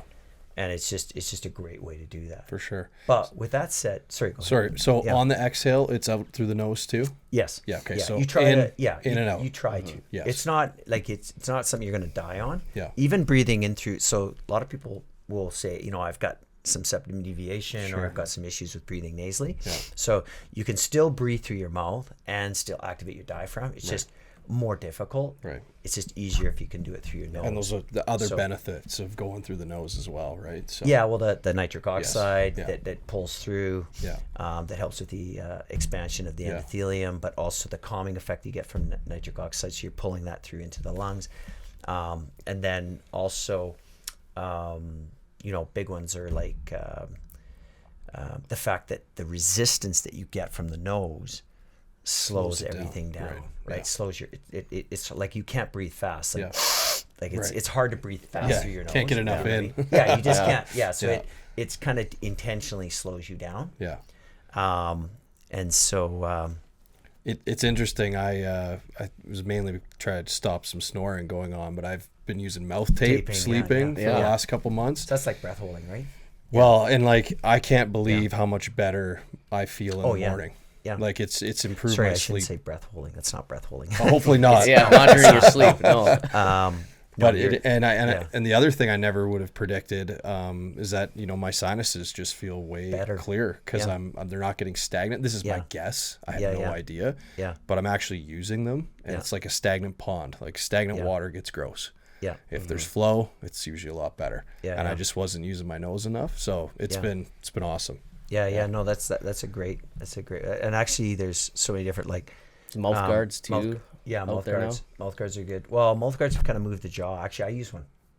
And it's adjustable on the and it just makes sure your airway stays open. Right. So it's a good one. But like all of this stuff has to be like there has to be a measure of caution when you do it too. Of course. If you are somebody that suffers from OSA, which is obstructive sleep apnea. You just have to be careful that like mouth taping and stuff like that can be dangerous. Like that's why I've never tried it because it scares me. The idea that I think at your age you're gonna have no issues with it at all. But I just think you always have to like just know your medical history, right, and just make good decisions before you start doing stuff. But I have done the mouth taping and did it for an extended period of time, and I would agree with all of your comments, which is that you just notice a massive difference. But what you're doing is you're just basically forcing your body to breathe through your nose, and you're getting all of the things that I just mentioned earlier, exactly. Right? And so you're just and most snoring is usually generated by mouth breathing, right? And so you've got, but there's a lot of factors that kind of come into it, and they're called phenotypes for sleep apnea. And there's a multiple, like there's 4 of them. And so there's, what I mean by that is there's 4 mechanisms for what may be happening, right? So it's not just as simple as just like, I'm a mouth breather. For sure. There could be other things, like it could be, the soft palate might be collapsing underneath you. Right. How you drive air Yes. maybe, you know, it's like sucking through a straw. Yeah, You know, exactly. it's like trying to drink a smoothie through a straw. Totally. It won't pull through. Totally. That's kind of the analogy I would give you. But yeah, I mean, I don't know where we were going with sleeping, but we're just. I think all either over way the for place any to- athlete or recover. any Yeah. person, really, actually, not even just athletes, but more prevalent for athletes, like sleep is probably the most important thing. I think actually, yeah, it's to me, if somebody says to you, what's the most important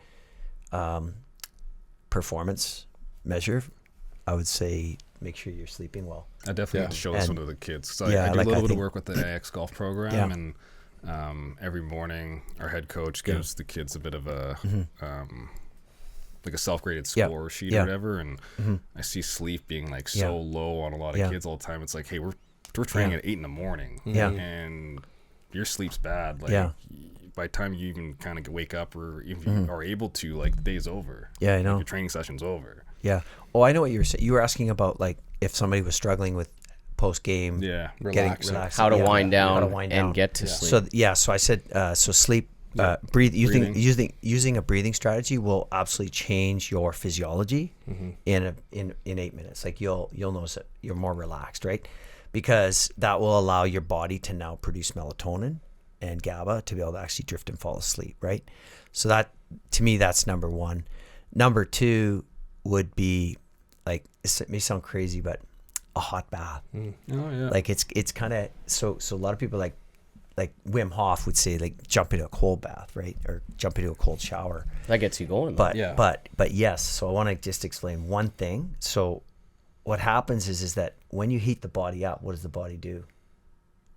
Relax. It works to cool you down, right? So if you heat up the body, it'll work to cool you down. So if you cool the body down, what's it going to do? Work to heat you up. It's going to work to heat you up. Yeah. So this is something you need to think about. So in order for you to sleep well, good sleep, and this is tracked. I don't know if I do not think that the Whoops check this, but what you want to know is body core temperature. Oh, yeah. So- So, skin. Yeah. So there's this Brian Johnson guy, this longevity guy, and like what he's been able to, through his diet and through his nutrition and his whole approach to longevity, his actual body core temperature is almost slightly above hypothermic. Oh, Yeah. So it's very it just means that his metabolic system is so efficient yeah.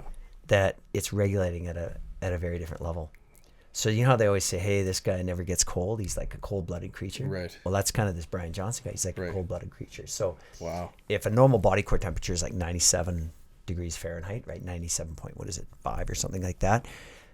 I think Brian Johnson's like 94, 93. So he's geez. like, he's Wow. very, yeah, like it's a crazy story. And he checks his body core temperature every morning. But what I was getting back to is your question about, like, how does this help sleep? So if you take a warm bath, right, and you really heat yourself up, even though after a game, like, it might feel like, if I really want to take a warm, if you take a warm bath, right, you get out of the warm bath, what does your body immediately start doing? Feeling cold. Cooling down. Yeah. So you do two things, like hot heat on muscles, relaxes muscles, but it also helps set you up for good sleep. Right. So this is a hack that I use. Yeah. So if I can't sleep and I'm restless or whatever, I just take a warm bath. Right. And I usually put Epsom salts in it. Yeah. And I'm going to tell you, like, as soon as I hit the floor, like, what I do is I keep my feet out because I'm hot, right? So I keep my feet out of my covers and keep your head exposed, right? As long as you're warm in here, your core, Right. you're fine. And I mean, if I was to count 10 steamboats, I'm probably asleep. Like, it's that fast. So that's awesome. that's another great Yeah. great hack that you What could use. temperature do you keep your Bath? like the room at? Like, Well, do you think that yeah, has like an effect too? Like cold yeah, room? 60. Yeah, for sure. Yeah. You should be like, those are all the, like, sleep environment hacks. So this is honestly This is a whole nother. This is a well, this is a whole podcast Yeah, because yeah. like you know, what do I need to do to, like, the 20 things I need to do to set myself up for good sleep, Yeah. right? Your sleep There's- hygiene. Right? Yeah, it is. It's sleep hygiene, right? And one is setting the room temperature at the right level, right? Like, you know, 68 degrees, 67 degrees. It's just going to be, I think it's just a super healthy way to sleep, which I do. But also, making sure that there's no light going in, because as you know, light will wake you up, and then it stimulates cortisol. And so you're going to have a problem like either getting to sleep, staying asleep, or falling asleep. Right. So, but the list goes on and on. Like it's, and again, like we've heard all these things before too, in terms of like, am I getting too much blue light exposure before I go to bed? Like, when should I eat my last meal? Like, I'll give you this example. Like this Brian Johnson guy, he eats his last meal at 11 a.m. Wow. So when I eat my first meal. Yeah. So one thing he would say is that if you want to really help yourself sleep better, he would say stop eating. And he says start like with 3 hours. Yeah. Don't eat 3 hours before bed. I really noticed that with my Whoop data. If I ate late, affected the sleep for sure. Yeah. Big time. So that's honestly so. And this is the challenge with hockey, right? Is that you come off the ice and you're like boom, boom, boom, like So, but most kids will like plow back a meal, right? For sure. Yeah. So it is one of those things where it's just not optimized, but I think you're also dealing with the fact that you need to get these calories back in. Yes. So can you get a lot of that through like a smoothie or something that's a little bit more faster to absorb? Right. And I think that's generally the way you want to go. Right. Make sure your hydration is back. And then as soon as you get up in the morning, you should be, starting to feel yourself again, right? Yeah. But glycogen depletion is a big one, right? And that will affect recovery. So totally. So I think that the list is just like there's just so many things that you can focus on. But the idea of taking yourself from like 3 hours to 4 hours, he says try to get yourself where you're not eating at least 6 hours before bed. Wow. Oh, wow. Yeah. Wow. Which in today's world, that time doesn't make a ton of. Well, you got to think if most people's well, going to 5. For example, if you front load your fuel, right? Then it's honestly like I mean this is a bit of an aside, but I'm gonna put it out there. But and I don't know if this is original thinking or anything like that, but I think right now, like we're going into an era where like everybody is hyper focused on wellness and health and like what do I have to do to increase health span and lifespan and all this stuff. Yeah. But I think that what we're going to experience right now is like a paradigm shift in terms of what we see as being like normal and not normal. Right. And I think that based on the massive rate at which information is coming into our new world, I think that a lot of people are going to start to adopt different thinking around things. Like if you just look at the alcohol market, right? Yes. Yeah. I was just talking to the bar owner from Alchemy, and he told me, he says he's really upset because he says they're getting to the point now where non-alcoholic beverage is outselling alcoholic beverage. Wow. Now, I'm going to take that with a grain of salt. He's probably talking about certain days. Sure. But I'm saying that that's happening. So there's a shift there where like 15 years ago, getting blackout drunk was just something that you did, right? Totally. And I think that in 20 years, I think today's youth, it's not going to be that valuable. And I go back to one thing, which is that if you look at like when you have kids, right? Or when like my kids, they don't drink and drive. Right. Yeah. They don't drink and drive. Yeah. But in my era and my dad's era, everybody drank and drove. Right. And they're like, I don't want to, but they don't think that way. But they also are very moderate when it comes to like the alcohol consumption. I don't think there's this obsession with like getting blackout drunk anymore, right. or to that extent. Yeah. So there's a value shift there. So if I just use that as one example, I do think there's going to be an emerging science now around like just how damaging. I think Andrew Huberman put this out on his podcast.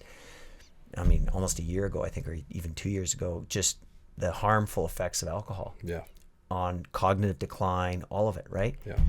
Health and well-being, aging, everything.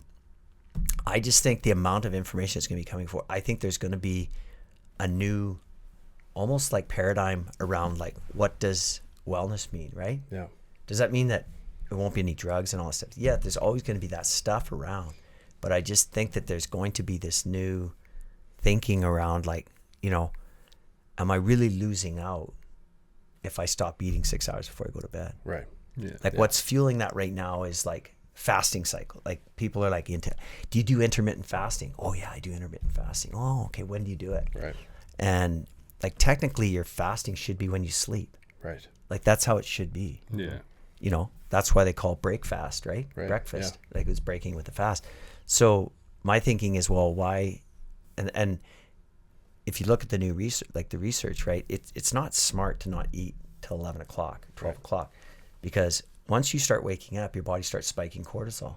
So you need to start getting protein into your body immediately. Right. And to delay that has an impact on different people at different ages. But if I'm a woman in menopause or entering perimenopausal, right? Cortisol is linked to a lot of problems, right? And so if I'm not giving myself, if I'm a woman and I want to lose weight and I'm maintaining this fasting till 1 o'clock because somebody wrote a book on IF and how this helps with fat loss and all that stuff, that's not going to help me at my age with the amount of hormone shifting that I've got and what this is doing to spike cortisol and how that may be affecting or impacting fat metabolism, right? That is something that, you know, is going to work detrimentally to that person. For sure. So like for men, they get away with it because we have the higher percentage of muscle mass and our hormonal makeup is different. So we get away with it. Is it optimized? I would argue that it's not. Right. But fast when you should fast, right? Yeah, for sure. Yeah. Well, and I think you're totally right. Like you're seeing the shift with all the technology, which we've talked about today, Catapult, we've talked about Whoop, a lot of these different products, obviously just people that have immersed themselves in this line of thinking like yourself. We're going to have to wrap up, unfortunately, even though we could go all day, but just wanted to, you know, one last question, because we talked about a few of the different, you know, ventures and barriers that you've broken over the years. I don't think we really talked about the Sense Naturals, and a little bit of a segue to the way that things are shifting. Just maybe, you know, close out with telling us a little bit about that product that you've co-founded.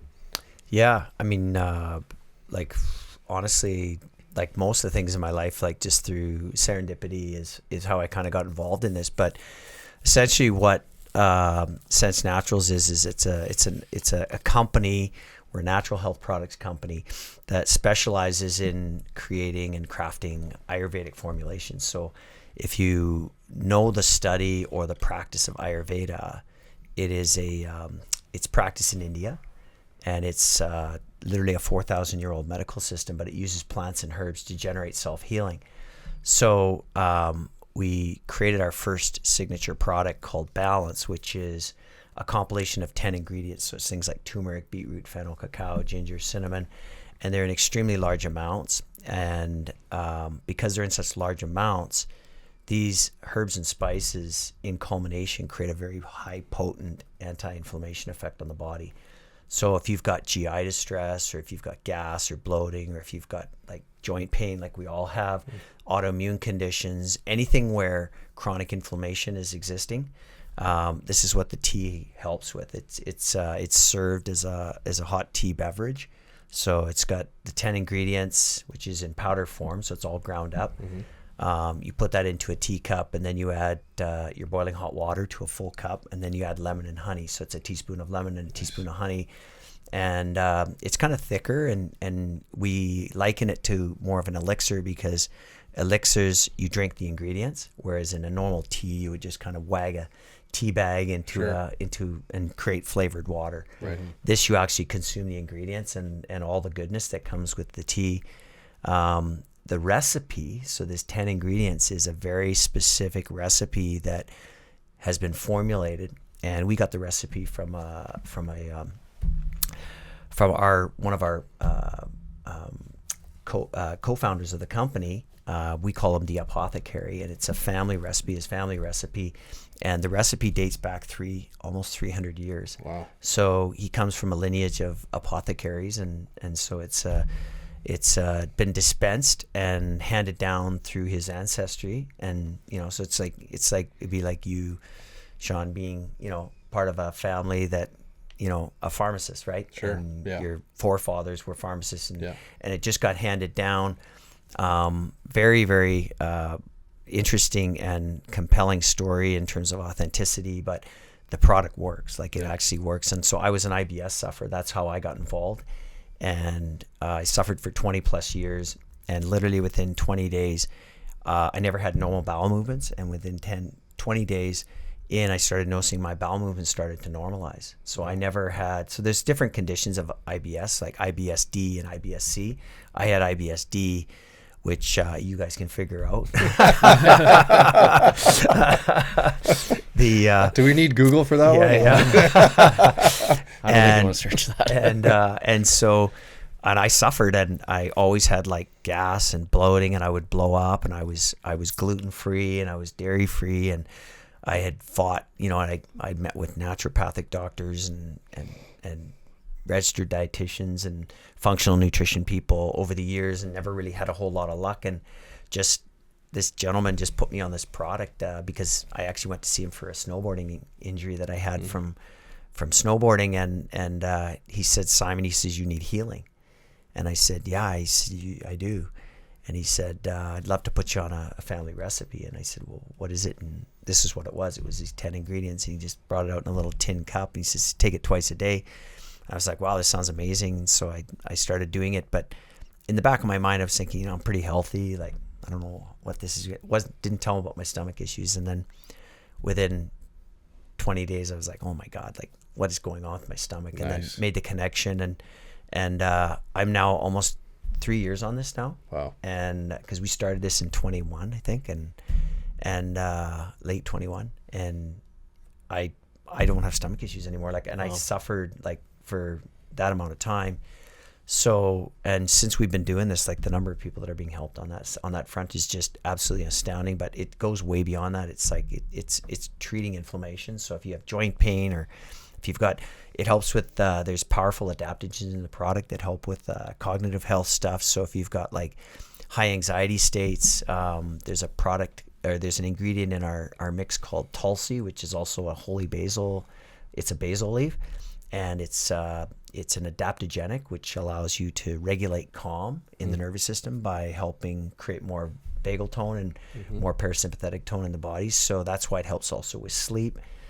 So it has this like incredible holistic effect. And what Ayurvedic doctors do is they create formulations that are much like a whole food. And so like a lot of people are like, wow, why don't I just take those 4 ingredients by myself, or 10 ingredients by myself? The problem is that, as you know, if you take too much magnesium and not enough other nutrients, they start to cancel each other out. Yeah. So it's not just as simple as like, it's like when you eat an apple, like an apple comes in its perfect form and balance. Yeah. And so when your body eats it, your body will actually, it becomes bioavailable to the body. Right. So that's what makes this, I think, uniquely different, is that it is bioavailable because of the unique ancient wisdom that goes into how they create Ayurvedic formulations. Right. So yeah, so that's cool. I got involved in this, and we're really enjoying it, and we're helping people all over the place. So it's great. Yeah. Awesome. Yeah. Very cool. Yeah. Well, Benny, it's been awesome catching up. Learned a ton. It's been a fantastic conversation. We really appreciate you taking the time to be here with us today. Yeah. And hopefully someday in the near future we can do another one with you. So. Yeah, amazing. Well, thanks for having me here. And like I said, I know this is like one of those topics that can just go on and on and on. For sure. So, and I know we probably only got 10% of it, but for sure, yeah, standing invitation. I'd love to come back. So awesome. Thanks, Simon. Yeah, Thanks a lot. Thanks, guys. Thank you, everyone, for tuning in. To help support the community, please visit our website at usports.community and follow us at usportscommunity on all social media. You can also follow and rate our podcast on Apple, Spotify, and Audible. Subscribe and like our video feed on YouTube. Links for all our platforms can be found in the show notes. Best way to help grow the USports community is to comment on and share our content with your fellow parents and athletes. This episode was produced by Nick Hussey of Hussey Multimedia, and hydration was provided by Earthwater. The youth sports community is proudly presented by Nuance Hockey and Ma Golf. Nuance Hockey provides detail-driven on- and off-ice development in the Edmonton area. For more information, please visit our website at nuance.hockey and follow us on social media. Ma Golf provides elite coaching for golfers of all skill levels at the Millwoods Golf Club in Edmonton. Our apparel is provided by Burn Barley, prairie-inspired, golf-focused. To receive 15% off your next order, please visit burdenbarley.com and use our promo code YSC15. We look forward to you joining the community next time.